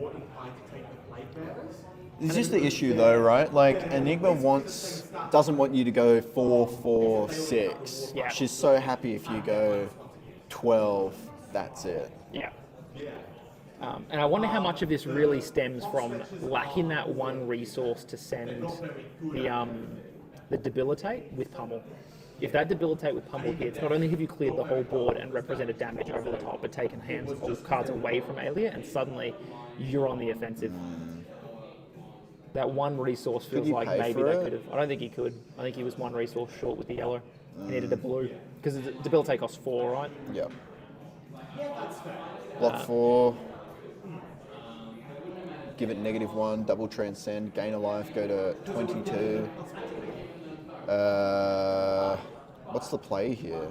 Pitch to Enigma to prevent another 1. It's going in for 8. We're blocking 4. If there is, I don't think there's. I mean, it could be a waning, a waxing Yeah. spectre, or a Is waning Alia vengeance. forgetting that they've got boost and break? Oh, she's gonna play Moon Chakra, right? We saw it previous game. Oh my god. No way. Huge. I thought it would never happen. It couldn't have. He's nearly out of deck at this stage. Actually, he's got a pretty healthy pretty deck. healthy. And he pitches to a lot of stuff, right? Maybe Alias scared of their deck? It actually is looking a bit thinner than I would have thought. We're halfway through by looking comparatively to the graveyard. Nah, Ailey's doing fine. I just think being at 20 life, like there's nothing that Bravo can do to stop the barrage of Spectral Shields if he's not threatening life total. I mean, sending 12 returns pretty good. 12 dominate. I do wonder why Ellie maybe didn't just crack the boots in that particular point and give the hand. But she might have something else that she's keen to set up on. Yeah. Maybe just too many transcends and no blocks. Maybe she just didn't have enough cards in hand to physically block the damage. Yeah. It looks like there's a Springboard Somersault in hand. To be fair, you managed to wipe out half the squad. Block with the pummel. Block with the pummel. Smart. Big sad. Sirens. Never mind, we're back to 21. Yeah, don't worry about it. 21! When you thought you were just going to get your opponent below their starting life thresholds, they give you one of these. This really is Sirens of Safe Harbor's world, and we're all just living in it. I thought there were going to be a lot of cards that define the Silver Age format. This was not one of them. Do you reckon these are the same crew holding the Riches of Troppledani? They are. In the new art? They're called, Sirens? no, they're the Dani or something. The Dani. Yeah. It's Troppledani. You know, they're Makes sense. all wizards. Merfolk Wizards? Yeah. Is that what we're getting in? Yeah, you know the... Playing Magic? Yeah, pretty much. Yeah, there's like a little bit of lore that Lockie was telling me about. There's a big lore steward of this game, I think. Yeah. Very interested. I'm definitely in on the mech lore. I'm super keen on the mech lore. I'm keen to see what happens next in the Metropolis world. I think L'Apocalypto have Metrics? invaded Metrics. Yeah. Is the big thing. Judging by the spider bot and Arachne slip through the cracks. Yeah. Who I believe is just a virus designed by L'Apocalypto and might have something to do with Teklavos being turned into the Necropotent. Because he was dying. Well, he set himself up for the Necropotent. Yeah, but they might have had something, like the Yeah. shadow part of it, you know? It could have been the infected over the because he was dying for years and years and years and years. Yeah, he and put years, himself in stasis. waiting for these bots to create the perfect suit for him to keep living. So you're right, a little bit of a virus in there. Put in some work.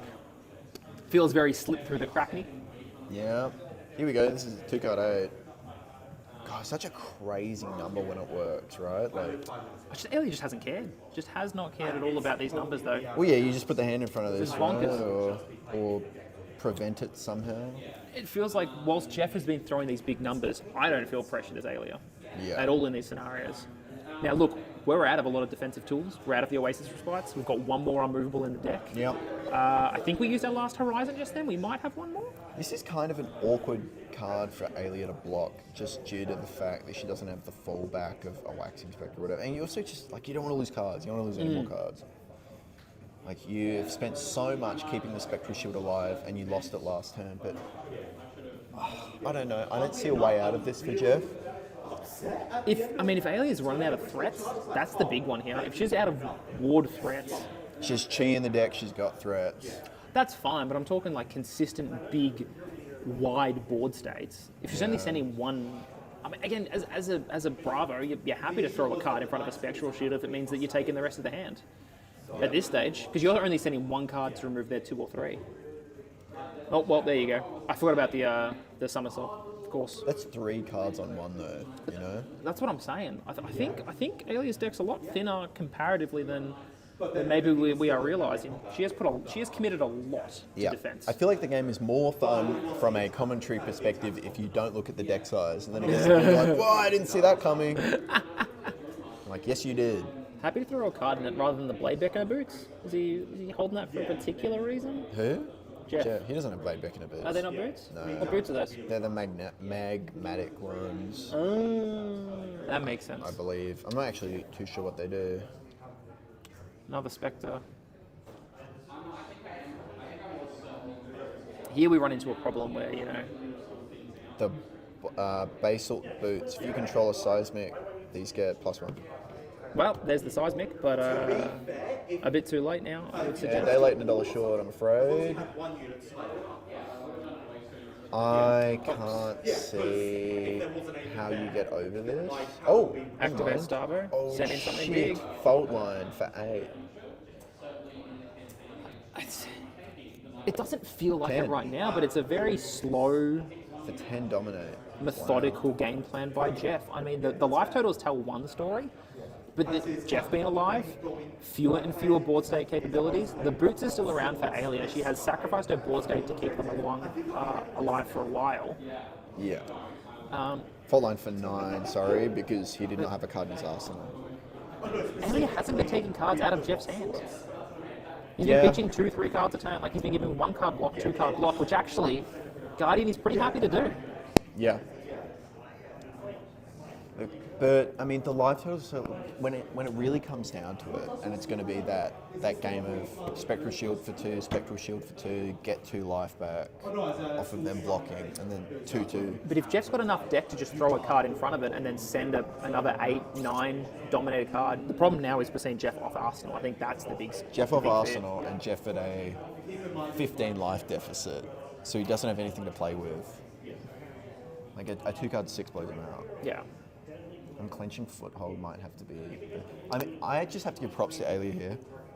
What patience on the foothold. I mean, she has kind of hit the nuts on the big dominate stuff, but There's been 2 or 3 dominate turns that she's been prepared to say, you know what, I'll give you some Yeah. cards, I'll give you some armor, I'll take this to the face, Yep. I'll reset the board, Yep. my It's, life total's still healthy. It's very impressive patience. Yeah. I am not this patient. I can't play Enigma. I could not play Enigma to save my You life. couldn't play Enigma to save your life. I would eat so much damage to the face to get my ward on the field to attack with. It's kind of what you do, really, to be fair. It's just Yeah, there it all goes. starting off with a board is kind of means that you keep your life total healthy by preserving that board. And I know we're talking about, Alia's got these opportunities now with the high life total to take some to the face, rebuild her board. But when Bravo send in 8, 12, 14, that's 2 turns worth of damage. If you don't block for 2 turns, you're just dead. Yeah. This is the new card. Comes in for 2, go again, I believe. Oh, no, now they're going to have to make me figure out what it's Remember called. things. Illusionist pen. Yeah, Or is it a Mystic? it's Mystic. Yeah, and that was like, I There's a think it couple. might... We got Rain Razors for Mystic. Rain Blazers. I don't think it's a Mystic Illusionist card, weirdly enough. It's not. This one's just a Mystic. Just Mystic. Make it even harder. yeah, so that was with all out of Don't worry, I'm looking for it. Blocks with Macho Grande. yeah. I'll know it as soon as I see it. That's a pump as well. No, it's another Transcend card coming through. Fluid motion. If you've created a card this turn, go again. This gets go again. So here we go with the Transcend. Yeah, that would be horrifying. Yeah. Flip it to Enigma. Create yourself a Spectral Shield. She created has a not card. created a card this turn. She's about yet. to. Yeah, there we go. Has go again. Fairly up front on that one. Yeah. I think Dan did that last game, attacking with a 3-card claw for no go again. Yeah. We all knew what was going to happen here. We've now got Spectral Shield 4-2. Jeff happy to just throw 2 cards in front of this. What's he going to do? He can Anathos Arsenal? Yep. Seems pretty fine to me. Send back the 6. But he doesn't have a pitch outlet for Anathos to get the 6. No, it's only Anathos for 4. Yeah. I don't know, it's kind of rough. It's kind of rough. This is 2 go again as well. It's the first one that's got a counter on it. Yeah. What are we going to see here? We pitch it for a... Oh no, Astral Edging. It's coming in for 5. With go again. 3 block take, 2 over the top. I believe this is where Jeff is allowed to cry. Yeah, I don't see a way Nah, you this kill is now the the Spectral problem. Shield at this point. Yeah. Because if it's sending lethal every turn. Yeah, this is the problem that you run into now. This is going to be petrifying because we're back in the keep it alive, give you my whole hand, block out, and what are you doing? You're sending 2 cards for an Anathos 6? I'll give you 2 cards, happily. Give you 2, swing hammer back. One of them was red. Okay, very good. Yeah, okay.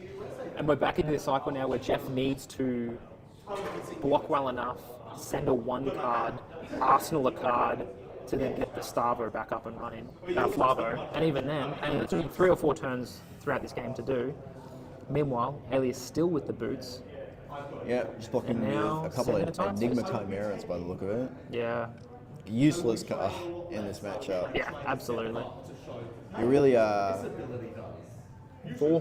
dying. No, for- 5. Yeah, 5. Oh, that's disgusting. So he can block one on the boots, and Yeah. you know there's not a pump after this. So I think Astral Etchings was one of my more hated cards. That one and the bring +1/+1 counters into Spectral Shields.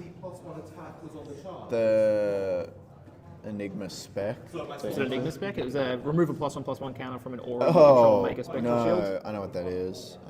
Had Ward 2 on it as well for good measure. Yeah.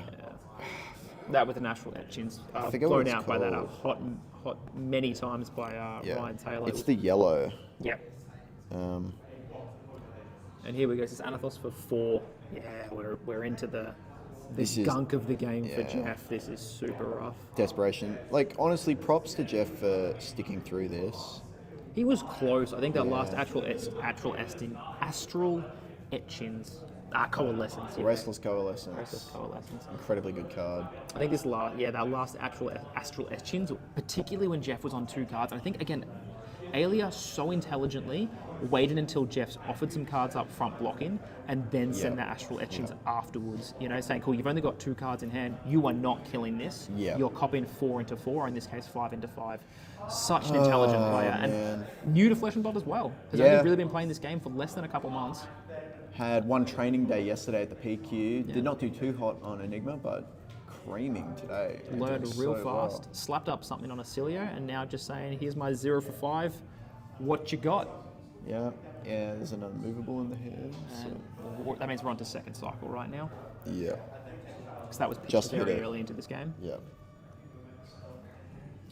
Jeff checking if he's just going to die on the spot by only giving this 1 card. How much does he have to actually respect this? Oh, we have Cold, Cold, Cold by KG Elephant playing inside the store at the moment. It just hit me. It's They a great got a song. banger of some songs. Yeah, KG Elephant, excellent. I'm looking at all these weird illusionist cards I've ever seen. Tranquil Passing. When Tranquil Passing enters the arena, you may banish target aura token or aura permanent with cost 3 or less controlled by an opponent until Tranquil Passing leaves the arena. Ward 1. What a mouthful. How many words can you fit onto a card? Yeah, that's a They had bit to shrink the obscene. text, because there's a couple of cards that had to shrink the text to get fit in. Boulder drop, red, looking for the block for Jeff. I think we're just kind of playing out a little bit of the game here. Yeah, I mean, there's It's just so rough. nothing he can do at this point. But also, Alien just never playing a Phantasm. Never playing a Phantasm into this. Knows that Yeah. it's just going to blow up their turn. Until then, there we go. I think we were forced to, but on the flip side, we get a Is- Spectral Shield. Is that what I think it is? The haze? I forget the name.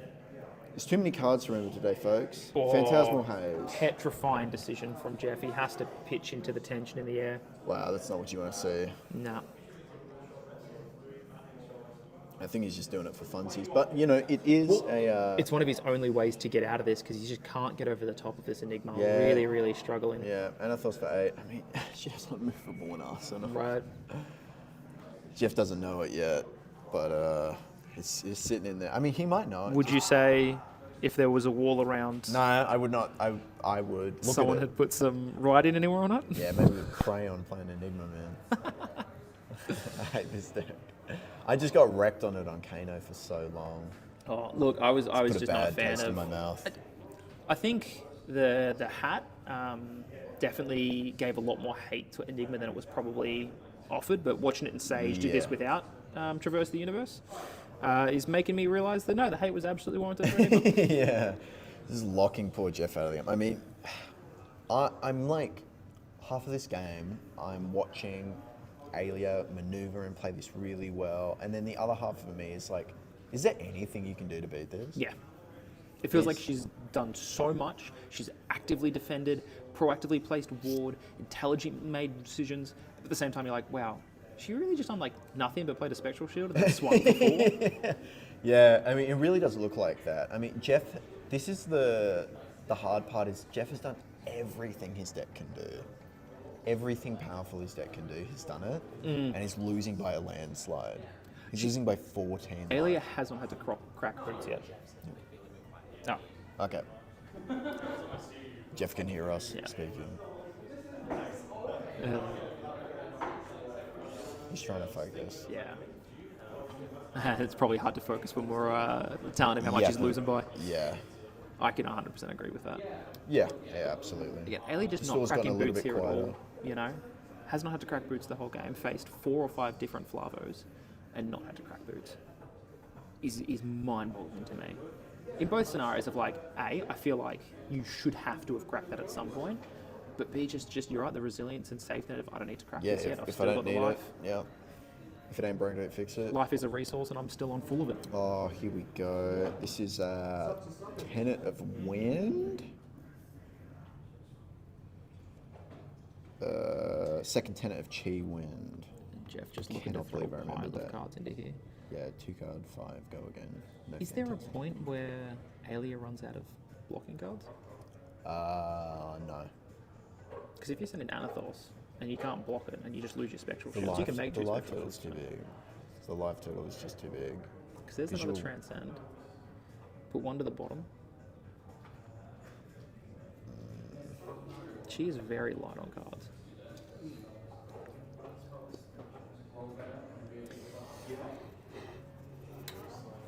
Maybe I'm hoping. I'm barracking for Jeff from a distance. Yeah. What's the way that Jeff has out of this game? You know? And eventually, absolutely, you know, we just put too much board pressure on. We send too many spectral shields, send it at all. But like 20 years ago. Okay. We're making another She's spectral shields. ran out of spectral shields. Jesus. That's why I keep 7 hyperdriver tokens in my max deck. Yeah, it's why Jason has 15 Marvel Gold tokens for his Victor deck. He doesn't have Red Boulder Drop, but he sure does have 15 Marvel Golds.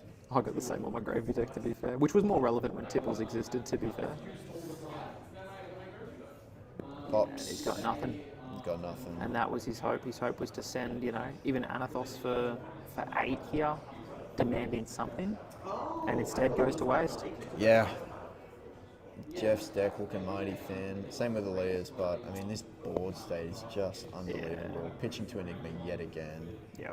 This is going to be death. This is death. Is his death. Jeff's going to give all 4 cards and then still take 8 over the top here. Yeah, you're just getting time walk for the rest of the game now. Built up the end game. You go 5, give 2. It's just no, you just lose. 2 cards into a card into a card. It's like into- MTV. What is Pimp My Ride? Yeah. Put your car in a car. So your car had cards and a card on your card. Yeah. Spectral Shield. Spectral Shield. Stop me if you've heard this before, but I'm going to send another Spectral Shield. Gaming, man. Make another spectral shield. Just in case. I don't know, you might have something secret in your no hand. Yeah. And that's it. Aaliyah takes it in a command. I mean, that was she put on a clinic. Really did. Knew what the game plan was from the start and said, this is how I'm going to win this game from turn 1. And did it. Yep. Very well played, very well manoeuvred. Favoured matchup aside, I think a lot of patience, a lot of sequencing things right, and understanding where your deck was at and how you wanted to play. Yeah. Got her in the end. We'll have the next round up very shortly. The grand final, I The believe. grand today, final between which is- Briar and Enigma. Which I believe is pretty Briar favoured. It is pretty Briar favoured. We saw Enigma take What? it earlier in the day. Enigma won it early in the state, is the exact matchup. I'm voting on Enigma taking this one personally. I'll have to go for Brian. The onus, Brian. We'll see you soon. Brian.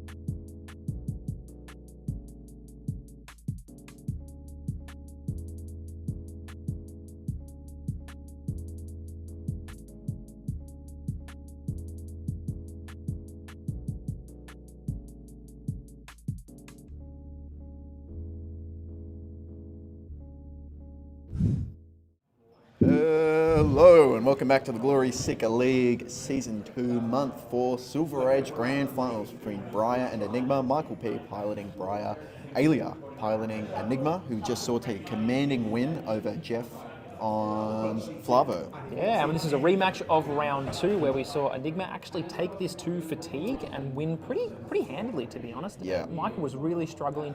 His burn up and shocks did not line up with his lightning presses anywhere near as much as he would have wanted to.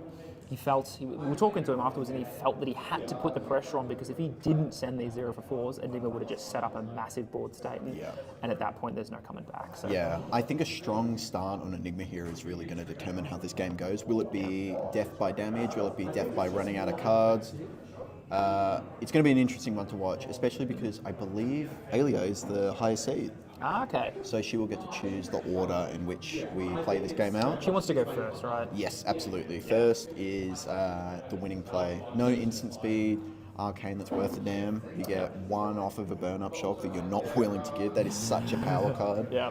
If I'm in Michael's seat right now, I'm thinking, what's my second cycle looking like? Once I chew through the ward, how am I going to make sure these burn-up shocks can hit? You've got to be sending Starfall. That is such a bread and butter. Yep. We saw last time he sent it once from the chest piece, and then once I think he pitched to Starfall. Yep. I think he was saying there was a point where he couldn't even attack with Starfall because the only lightning card in his hand was burn up shock. Yeah. You know, just painful. So we'll see if this game's any different. Yeah, I think as well, like, Enigma is, because you're already ABing, these cards like Unmovable and Oasis Respite are going to find their way into this matchup yet again. And Michael, the onus is on him to say, what is the likelihood I'm getting blown up by an Unmovable here? Can I go tall? Am I going to go wide? Is this flourish going into Arsenal for the next turn? Am I playing it now to push when it actually hurts?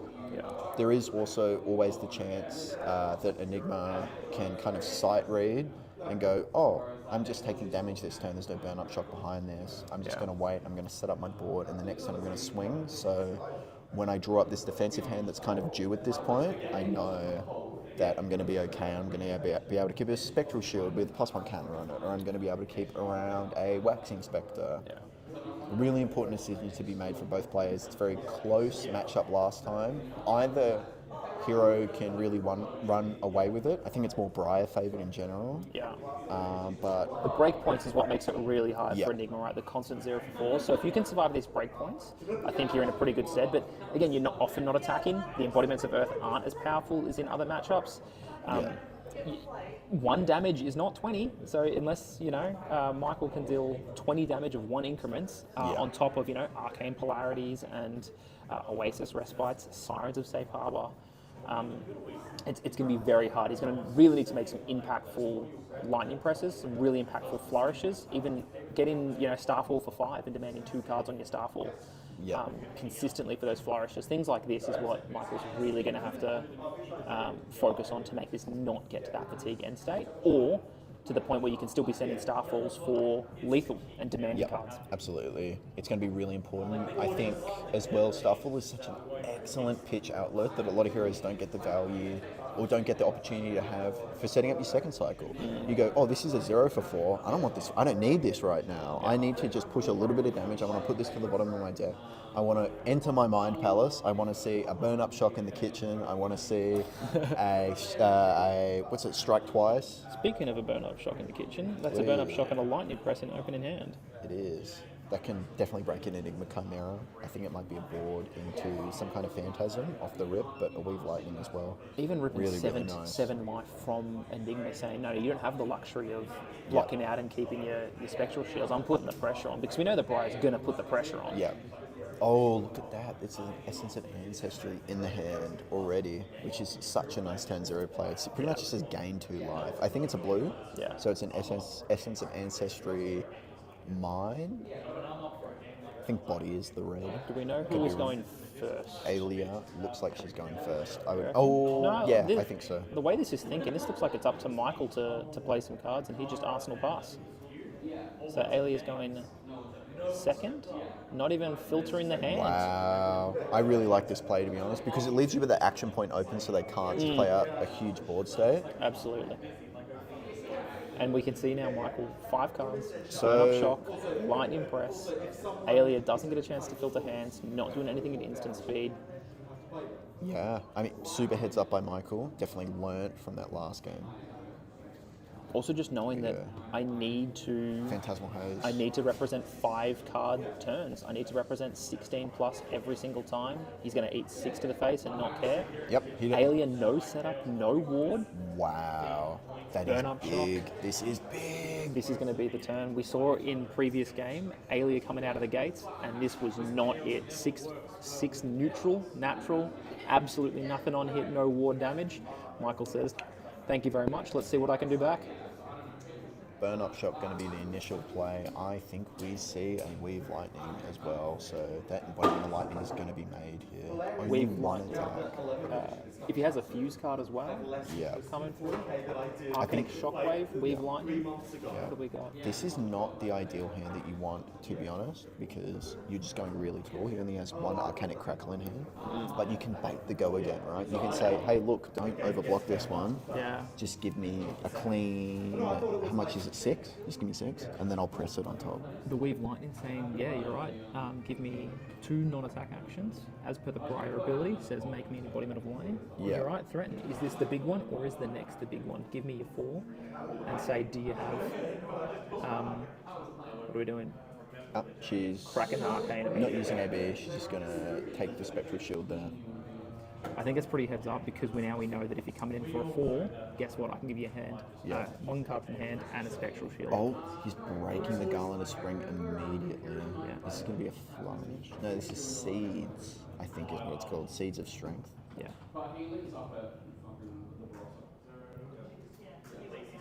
Got a resource in No, play. this is not Seeds of Strength. It's the other one. Sprout. Sprout. I think Sprout's the other one. Yeah, it just gives Interestingly, +1, he cracks +1, the chest +1. now because he doesn't care about chain link. Sprout Strength. Yeah, Gives +1, +1, +1, +1. A very much terror card, but I guess still just a 0 for 3 non-attack action. Yep, that's exactly blocks what you for want. Gives you your Embodiment of Lightning. A terror card with what's the other stupid card that he plays? Double in season. Yeah. This with double in season goes crazy hard. I am not sure I like this. I think you hold the Weave Lightning here just in case this gets blown out. I think he's just looking for the +3. He's Yeah. saying, I want you to give me as many cards from your hand as possible. Yeah. And not have any resource for unmovable, maybe. Or maybe you go to defense reactions to play the unmovable. Yeah. And Weave whatever you're going Lightning. to do, you've got 1 Spectral Shield over the top.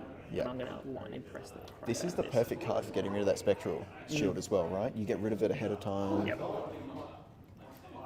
On attack, 1 This arcane, is 6, 9. 9. Demand 3 cards. Short judge call. Yeah. Just clarifying the rules. It's always important. When On in doubt, attack. always call a judge. Never assume anything. That's what they're there for.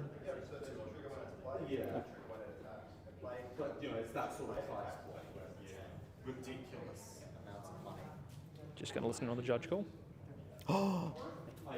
2 no blocks. It was for the double transcend, asking about when it was played versus when it attacks. There are 2 separate triggers. So this is in response prior to the arcane trigger. That's 2 no blocks in the hand of Alia. Oh yeah, no, this is coming through hard. This burn up shock Yeah. is gonna rip through her hand. Pitching to deal with the arcane damage. Pretty heads up. Chi in hand, still I 8. feel like this could be some big damage. Nothing further from Alia. Has she got the unmovable in arsenal? And here's the thing, Michael's happy to just say, cool, 8, go ahead. Just got go again. Yeah, I think she still needs to block. I'll send you a Starfall if you're on tape of damage, so I demand, what's your defense reaction or what are you doing here? This is such an awkward number. There is a world where she puts the 2 cards in front, blocks with the equips. Yeah. Yeah. 2 equipment, 2 Here we go. cards, that's 8. 6, 7, 8. There could She's still still got be... the Spectral Shield there, right? So Yeah. you could have left one. He's going to press this, and think he has to. she's not going to be impressed. Or unless he's immovable in Arsenal. No. Or Oasis Respite in Arsenal, what do we think? You would just play the unmovable. No. What does she got? Springboard Somersault! Yeah. I thought that was well and truly played by Alia. She knew what was happening. And then we'll just clean it up. Pitch to make the Spectral Shield, prevent 2. Prevent 2. Wow. Time walked though. Very important. 2 block off the equips. Both Spectral Shields dead. Yeah. That's 2 no blocks that are consecutively next to each other in the stack. Yeah. Empty board state. I mean, but we're starting from scratch for Michael as well, right? This is the problem. What's he going to represent here? Yeah, I think this might just have to be a setup turn for him, to be honest. Then you're just giving the pressure back to Enigma to do whatever she wants, right? Yeah, but you've only got a 4-card hand. Like, this here is not really scary with a 4-card hand. Rav Rebel for Evergreen reveal. Yeah, this good is call. 4, go again. I don't think we saw the Evergreen in the last matchup. It's such a good card. Yeah, interesting. Yeah, when it's played from Arsenal, you get to put it back into the deck. I agree here. You want to try and play any lightning card you can. In this case, Sizzle as an example. Play the Rav Rabble, and then send the Starfall for 2. You've just got to consistently send that Starfall for 2 in this matchup. Yeah, absolutely.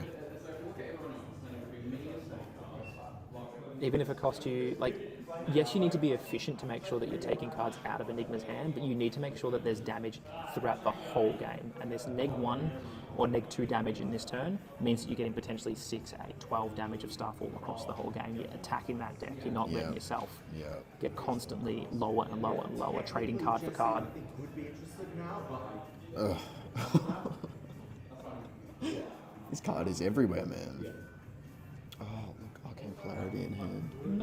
But no arcane damage to speak of. An Arcane Life and Seeds in hand. Nah, that you're you not see playing from that. Michael. Not right now. Oh, no, you were saving that. That's going to Arsenal, I think. I think you're going... Is that Sizzle into second stroke? Yeah, I think so. It's interesting. He could be playing... I was told he would play very heavily around Arcane Polarity against the Dory, and so we could be seeing here a similar premise where he doesn't want the Arcane Seeds Life. He's happy to pitch it to the Starfall. There's the Sizzle. Breathe chain. This is 7. No, 6 on hit. 1 arcane. Yeah. And then Arsenal. Again, Do you remember what this card is called? what, Sizzle or Second Strike? Is it second stroke? I think it's Second Strike. Or Static. Static Shock is the other one. No, second stroke is not it. Yeah, it must be static shock. With like a bunch of K's in it. Is it? Yeah, it's like Static STATIK or something stupid. No, it's about normal. Okay. I'm the stupid one. Oh, it is 4, so this is 7, yeah. I could have just also looked at the dice, but I'm too stubborn for my own good. See now, if you pitch the Arcane Seeds Life to the Starfall, what's the Arcane Seeds Life realistically worth? It's worth 2 arcane damage and a life. It's a 0 for 3. Just pitch it. Yeah. It's not worth anything right Yeah. now. Maybe it gets you the Embodiment of Lightning next turn. No, I think they're discussing when this hits, will the Waning Vengeance make a Spectral Shield, and then will you be able to shoot it? I don't believe so. I believe the trigger will happen, yeah. and then you'll be able to order how you want them to go as the turn player. Which is interesting. Would you rather the damage onto Adelaide, or would you rather the Spectral Shield? The Specky, 100%. You'd rather kill the Specky? 100%. Because this is just like, if she gives the whole hand or whatever here, you're off to the races, right?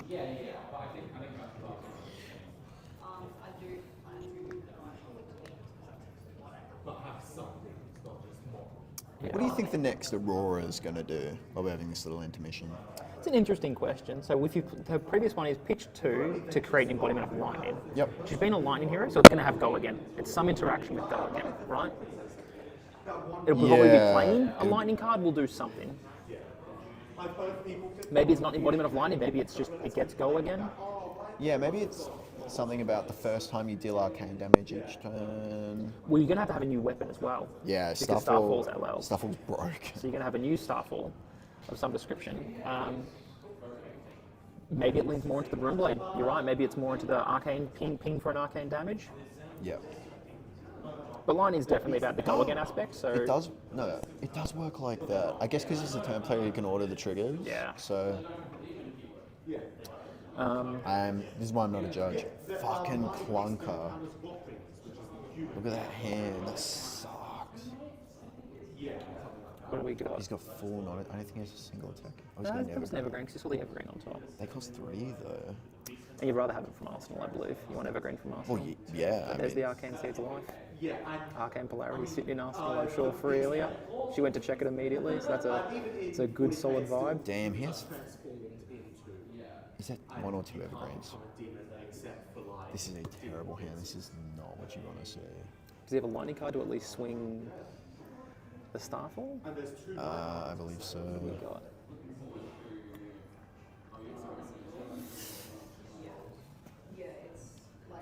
It's better than nothing, I guess. But this is kind of the argument, Michael's life total is irrelevant, functionally. That Arcane Seeds could have been a Starfall last turn. Yeah, he really needs a break right now. I think instead of given the opportunity for a break, and he's not, sadly. I mean, this hand's super rough. This is a terrible hand. Arcane Seeds Life. No way Arsenal he's moving pass to end. All that tempo for nothing. to get an Arcanic Shockwave. Is it tempo though? Is it really relevant? Why not pitch into Starfall? You know. Because then you send the Rune Chance. So He wants to keep them. you need to see more. You're seeing one more card. Is one more card going to fix your hand?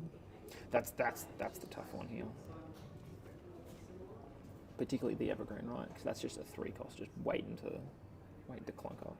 Yeah, I get wanting to keep the rune chance, but you're already sending like an annoying amount of damage. Like you're sending 4 split. I mean, future setup is really relevant. They're going to start pinging the Spectral Shields as well. An interesting way to play around Arcane Polarity is if you send the Rune Charts first and the Spectral Shields have to remove them because they don't want to Arcane Barrier it, you know? It'll be the first battle. That's such a. It looks like an Alias hand was also terrible. Yeah. Just send something that's going to get popped. I guess this is why Michael has them in there, right? Just to get. Just plays the Arcane Polarity from Huh? Arsenal to gain a life. Because she wants Springboard Somersault and Arsenal. Yeah. You know that's why they call OG Dash Tree Frog Dash? It's because of Springboard Somersault. So it looks like a little tree frog. Yeah. I hate Block Slot Dash. It was my Yeah. most hated version of Dash. There's a lot of ways you can build that hero. in my life, and I was like, I'm never doing this again. There's so many interesting boost mechanics in that. This looks like it's going to be Sprout into, Sprout strength Nimblism. into Nimblism. Get And your then we have an embodiment. Arcanic Shockwave, I believe. Yeah. Go again. This Was is it an Arsenal? this is crappy. It's bloody Evergreen. Was that an Arsenal? Yeah. Oh, he's got the twig block with one and Arsenal one. Rough. Arcanic Shockwave, really good card. I like the way No I fuse though. know, Again, just losing those 1 increments of value. Yeah, people a lot of the time say that the elemental hero is really busted. I think they've done a much better job, even though the last 2, about to be 3 heroes that have LL'd have been elemental. But all these fuse cards are all just elemental. They're not lightning. Yeah. They're pretty. That was always silent. intended, right? Yeah, absolutely. I think they did really well with the most recent ones. I think, obviously Aurora, probably a mistake in a lot of different ways. Acelia, we'll see how he goes currently. But Verdance was super fair, super fun. I think OTK Florin was probably a horrible thing for the game in the brief period of time that it was. Because the numbers just simply were better than anything else these opponents were doing. Yeah, it was Post OTK Florin is he's a fair, fun, reasonable deck. Could be built in multiple ways. Yeah, OTK Florian lost to 2 things as well. It lost to Prism and Verdance. That was pretty much it. Yeah. We got the store phone going off, asking if they're still open. They are open. Yeah. Tabletop Warfare is open Monday through Sunday. 9 to 5, 10 to 5. I don't know their hours. I'm not sure either. During the And week. I'm pretty sure we don't have armories that end Nah. at 5 p.m. No, they close at 10 o'clock normally in the weekdays. which Yeah, is come always on down on Mondays at Good Games Adelaide, Tuesdays at Shuffled, and Wednesdays at Tabletop Warfare Adelaide. It's a great time. Just grow the scene a little bit more. Tabletop Warfare have been absolute champions of this game in our Shout humble, out small Jeff. little community. Shout out Jeff. Jeffrey Broad, who we saw earlier on the stream, has been a legend. Loves the game more than almost anyone I know. Yeah. The amount of times I've just jammed games with him up at Gawler, because it's Tabletop Warfare Gawler as well. He's literally like, mate, I'm desperate. I'm hankering for some games. I can feel it itching inside me. Please. I've got a Acilio all over the table. I was like, brother, you don't need me to do that. Acilio does that by himself. Yeah, you can just goldfish it. Scar for a Scar, very funny bit of go again here. 1 life difference. Always nice when it works out that way. and then your opponent's just sitting there kicking themselves like, God, why did I hit? Why didn't I see that coming? Alien has not set up a board. No, This is very it's interesting. really struggled to set it up. Maybe a little bit too heavy on the Enigma Chimeras, and maybe Michael P a little bit too heavy on the Evergreens. Yeah. Hence the massive clunk beforehand. That is also just incredibly unlucky. But I mean, if she doesn't do anything, he can send Scar for a Scar and then pitch 3 and send an Evergreen. I mean, Yep. it's a 5-card 11. It's not great, but your deck's super healthy, depending on how many cards Alia gives. I mean, she's still got full armor now. He's There you got. go. Second strike. If you've dealt damage, arcane damage, I think this turn this gets go again. No, I think it's just damage. Really? Any damage gets +1 and go again. Wow. Yeah. If you've dealt damage, it's a 4 go again. Yep. Enlightening. Aurora is Make your embodiment of Earth. fair and reasonable. This is Briar, by the way. Yeah, that card came out for Aurora. Briar was not legal when this card I existed. love the art on the elemental cards. It's so cool.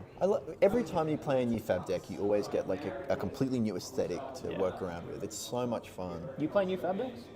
I've been I play on- Mech. Yeah, I play Prism. Mech and Necromancer, everything else can Yeah. fire off. And I'm just waiting for Wizard to be up my alley again. More arcane damage, Bit more less fun with attacks. Blaze. Yeah, I'm so pumped for Blaze. She's definitely coming out, by the way. You heard it here first. Whether she gets reprinted in 0 for 4, go again. 0 for 4, go again. For the first time in 2 games, Alia has dropped below life. Of Below her 20 opponent. life. This is, again, what are we going to see from Michael? Is he going to try and send this 0 for 4, or is he going to just pitch to Starfall? You know what? I think you press when it hurts. I know what I said. I know what I said. You have to Still press got when 3 it hurts. cards in hand, so this is like... What is Alia's plan? What even is in hand, though, you know? I don't know illusionist cards, man. They all just look weird to me. Oh, that's in hand. It's Essence of Ancestry, Body Red, Moon Chakra, Homage to Ancestors, Arcanic, 1 Arcane, at the Dome piece. AB's Pitches it. But this is just going to be a Waning Vengeance at the end of the turn. Yeah. Oh, it's now to get the Eat Specky. it. Yep. I get it to 0 for 4. Is there a single blue in Michael's deck? No. No, yellow's the most you Yo, Howdy. I don't think there's a single blue in it. How are you ever getting that Evergreen out? You pitch in your whole hand for it as an end cycle. Or yellow. Your yellow Bruh. flourish. Yellow flourish with the colours. There's no way. But I maintain, like, he's not sending this Starfall. He's going to run out of deck. Yeah, absolutely. Like, the Arcane Seed's life could have been better off as a Starfall. Keep it in the deck. That Arcanix could have been better as a Starfall. Keep it in your deck. Yeah. Threaten extra card from Arsenal. Man, it's times like these you wish you had a Fry. The 0 for 3 go again. So there's Here we the, go. there's the flourish. There's the Flourish, Braces of Belief Cracking getting Braces. cracked. A red. Arcanix. +2. Arcane Seed's life. +2 on the next one. Evergreen. That's how you play an Evergreen. Wow, I hate this turn. Evergreen for 9 +3. Evergreen for 12. Wow, There's your I cannot 5 card 12. look. It's horrifically below rate on Briar standards, but this is kind of like. I think there's a world where Aaliyah does give the whole hand here. To keep that It's got body. 3, 6, 9, 12. Yeah, just to keep the body around. But in the instance that this does proc the body and she ends up with a no block or 2, what a play! And this is going on the bottom of the deck. On the There's a bottom of the pop deck. up for second This is a cycle. 2 card 12 realistically from deck damage. 1 card 12. Absolutely. I mean, cost the. I mean, the gloves it's as a well. 5 card 12. It's a but from deck damage. This is a 1 card 12. Yeah. You know? Well, 2, because Flourish. No, because the Evergreen goes to the bottom. The only card going to graveyard right now is the Flourish. Good point. All From of a deck damage perspective, this is a 1 card 12. Yeah, if I'm Aaliyah right now, I'm staring intently at this. Is she actually going to... Yep. And then take the damage to the face as Please well. tell me he 4, 5, wipes 6, this. 7. Takes 5.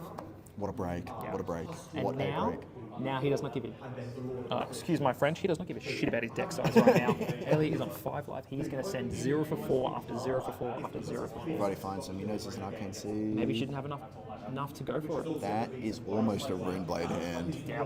He almost drew no attacks in there, but this is going to be a monster of a turn.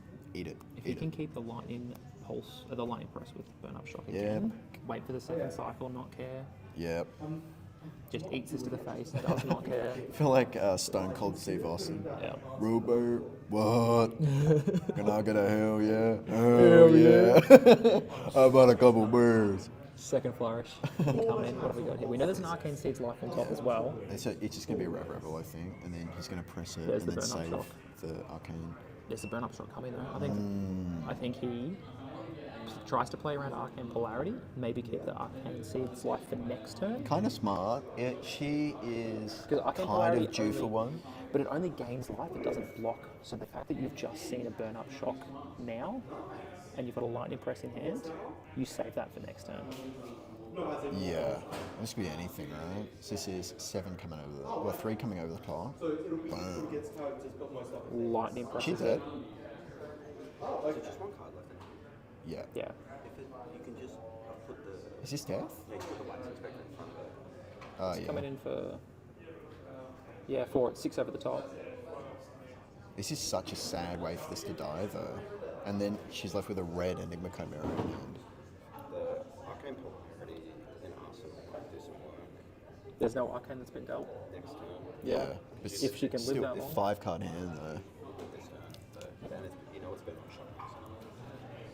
That's why I was thinking if you do the Arcane Seeds this turn to set up the Arcane Polarity doesn't block. Yeah. Yeah, she's got a red Enigma Chimera in hand. What are you gonna do, folks? In Aaliyah's head, you are Sigil totally of thinking. Suffering? Yeah, it's a bit of a clunk, but We can send the use that to send the Starfall. Starfall. Yeah. Did he draw a single attack? He drew a Nimblism, Sigil, Burn Up Shock, so whatever that 4th card is going to be real relevant. I don't think he drew an attack. I don't know if he did. He's going to send a Starfall for 2 at the very least. Oh, there, I can't shockwave. Ah. We're so back. We're in. We're so We're in it back. to win it. I don't even know if you send the Burn Up Shock this turn. Yes, you do, because you want the go again so you can send Starfall with the Sigil of Suffering. Surely, right? Oh, okay, you get the go again. Yeah. You don't get to Need the Nimblism. I think you save the Arcanes. Ah, there it is. There's the 4 life. yeah. I don't know if Alien needed to do that immediately. Yeah, you probably could hide it a little bit. Hide that I a mean, little that's bit. just like a minor, like, metagaming. Well, you want to give Decision. your opponent the least amount of information until the last possible moment that they require Yep. to have it, right? Yeah, I agree. The deck has got D reacts like this. You can, Oh. oh no, attack reactions, sorry. You can think Michael, or get Michael to think he's got lethal when he doesn't. Yeah.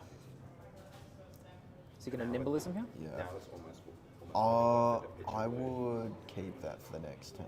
Okay, you need a pitch of blue to arcane. Yeah.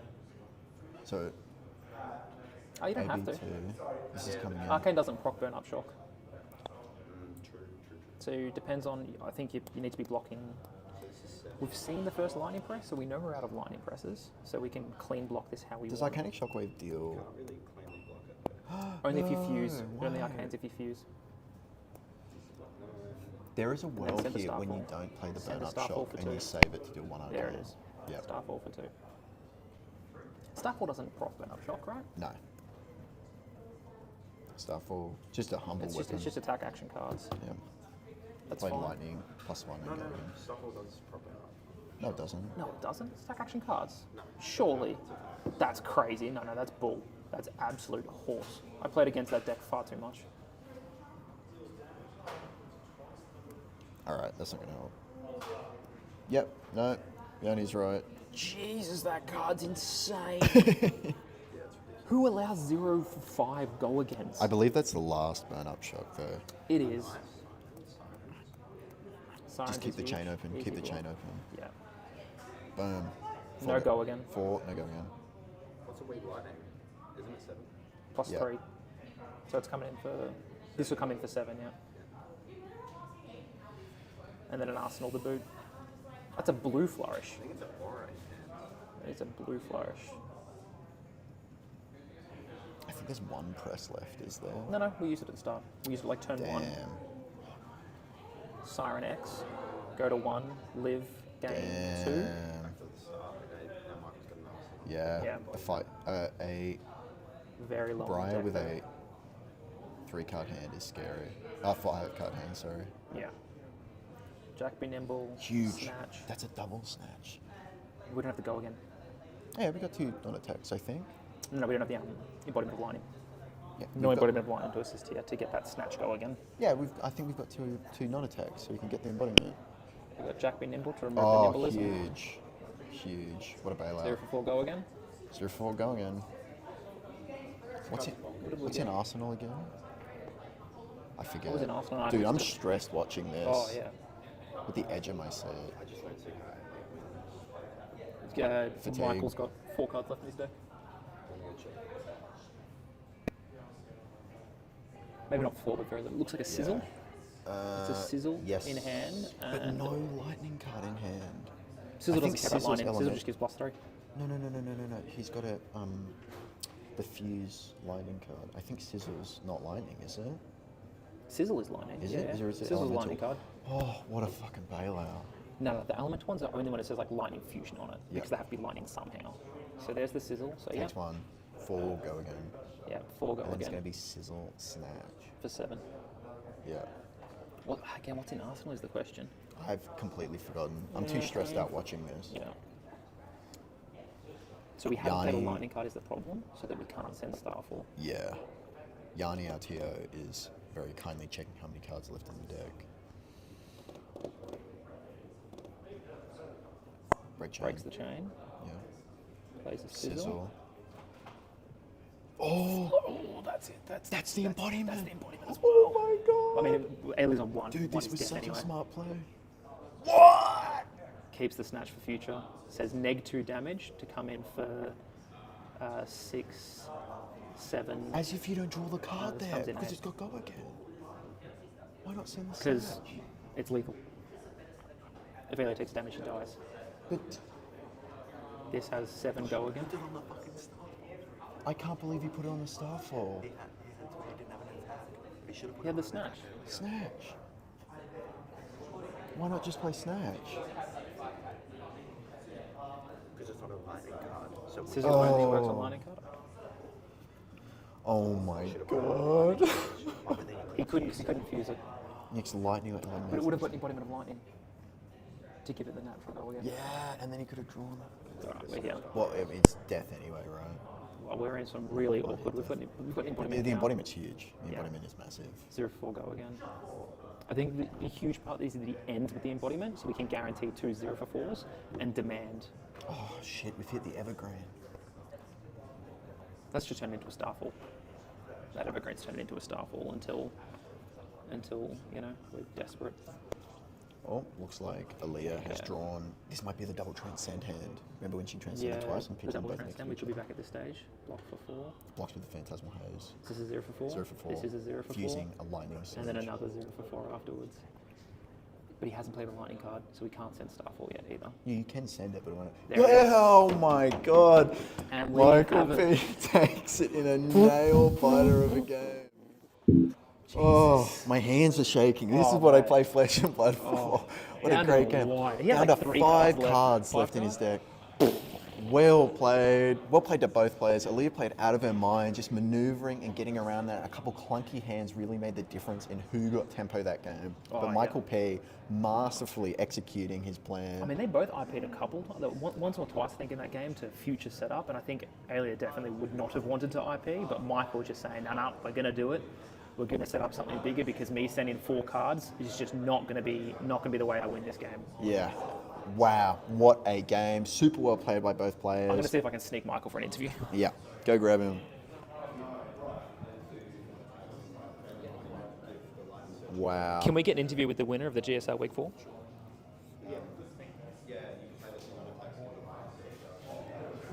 He's going to come jump in just a moment. He's debriefing with Yanni as Yanni tries to explain the last 2 turns of that game. Whew. That was an incredibly close one. You dream of games of Flesh and Blood like that. That's It didn't look close, Michael's still at 8, but you think, Enigma Chimera at my head when I don't have a popper is lethal. I think we saw the opposite of that Flavo game with Alia, right? Like Alia felt like she was doing nothing and felt like she was doing everything she needed in that Flavo game to stay alive, keep pressure, gain the life. In that game was the opposite. It felt like she wasn't doing anything, yet her life was constantly draining. She was losing cards out of her deck. it's just like the dichotomy of enigma, right? Yeah, absolutely. And I feel as well, Michael learnt so much. He adapted from that last game. He put the evergreens in. He played this plan where he was a little slower at times. Obviously, that clunker with 2 evergreens in the same hand was rough, but didn't get punished at all for it because Blocked of with the Enigma Phantasm as Chimera. well. Yeah. Super, super tightly played. Let's go grab him. Yeah, you want to jump on?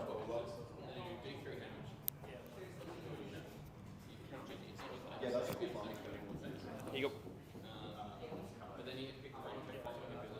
Oh, you're doing it from here? Doesn't You do it from here. He's on camera. He hasn't left the camera. The mic's on. Right? Chuck it intermission. You guys can chat here. Xander, you chat here. Here. I mean, you're not on camera there. Hold up. We're going to get an intermission real quick. Evergreen. I needed to get it.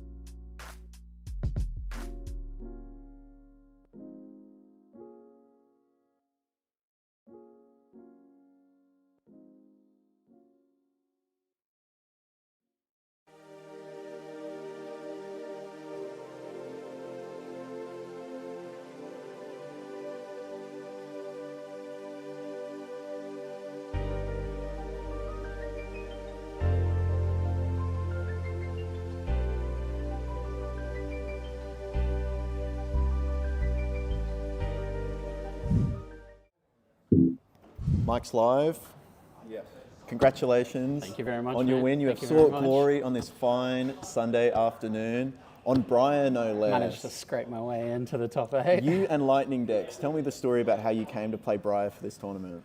Well, when I qualified for Pro Tour, obviously, like myself and Tom are planning on going to Pro Tour in Japan, Yep. and I was like, not really sure what Sage deck I should touch. Yeah. I like dabbled in a little bit of Riptide, and then I was like, oh, never mind, that is dog water. You just like get turbo fatigued by all the Guardians and stuff. So, but after the first calling, I was like, all right, I mean, Briar looks good, but like I was really interested in Kano, and I was very close to Kano today and yesterday.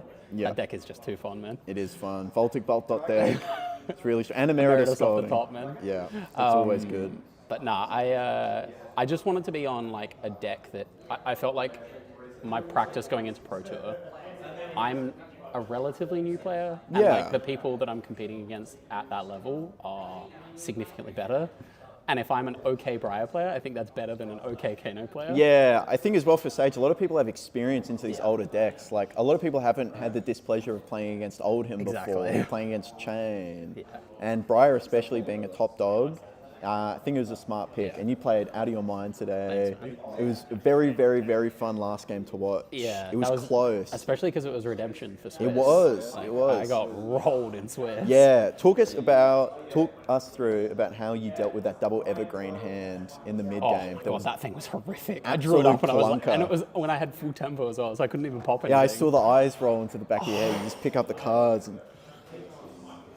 All right, yeah, You and just got to Jesus take the wheel. You pray, you look up, But then pray, you getting, look back down, and there's a blue in your hand miraculously.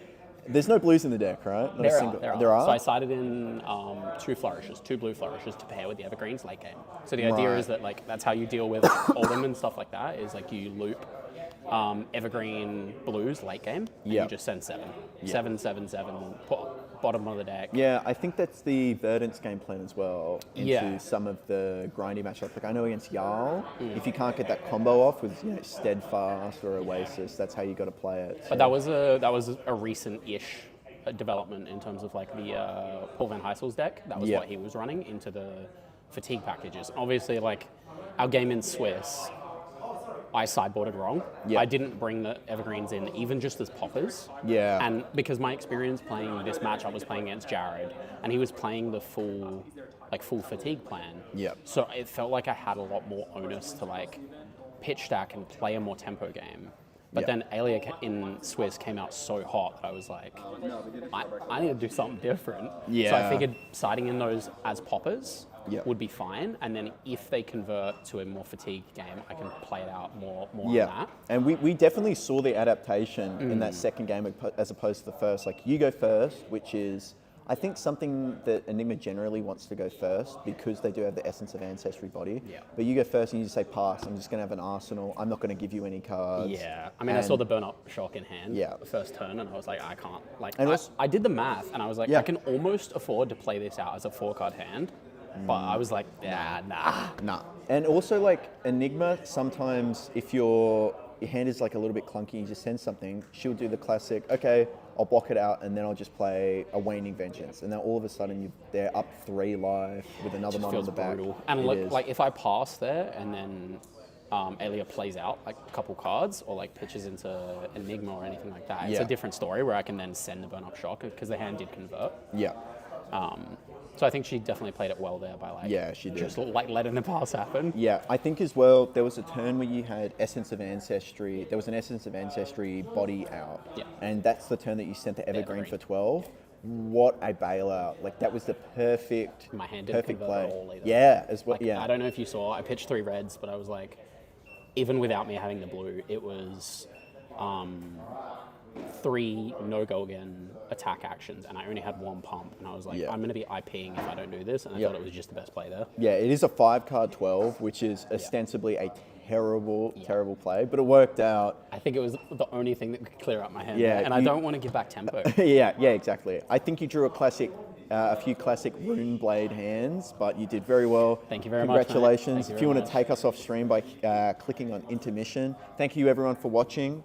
We'll be back next month for the finals. It should be on a little list. Yeah. Click intermission.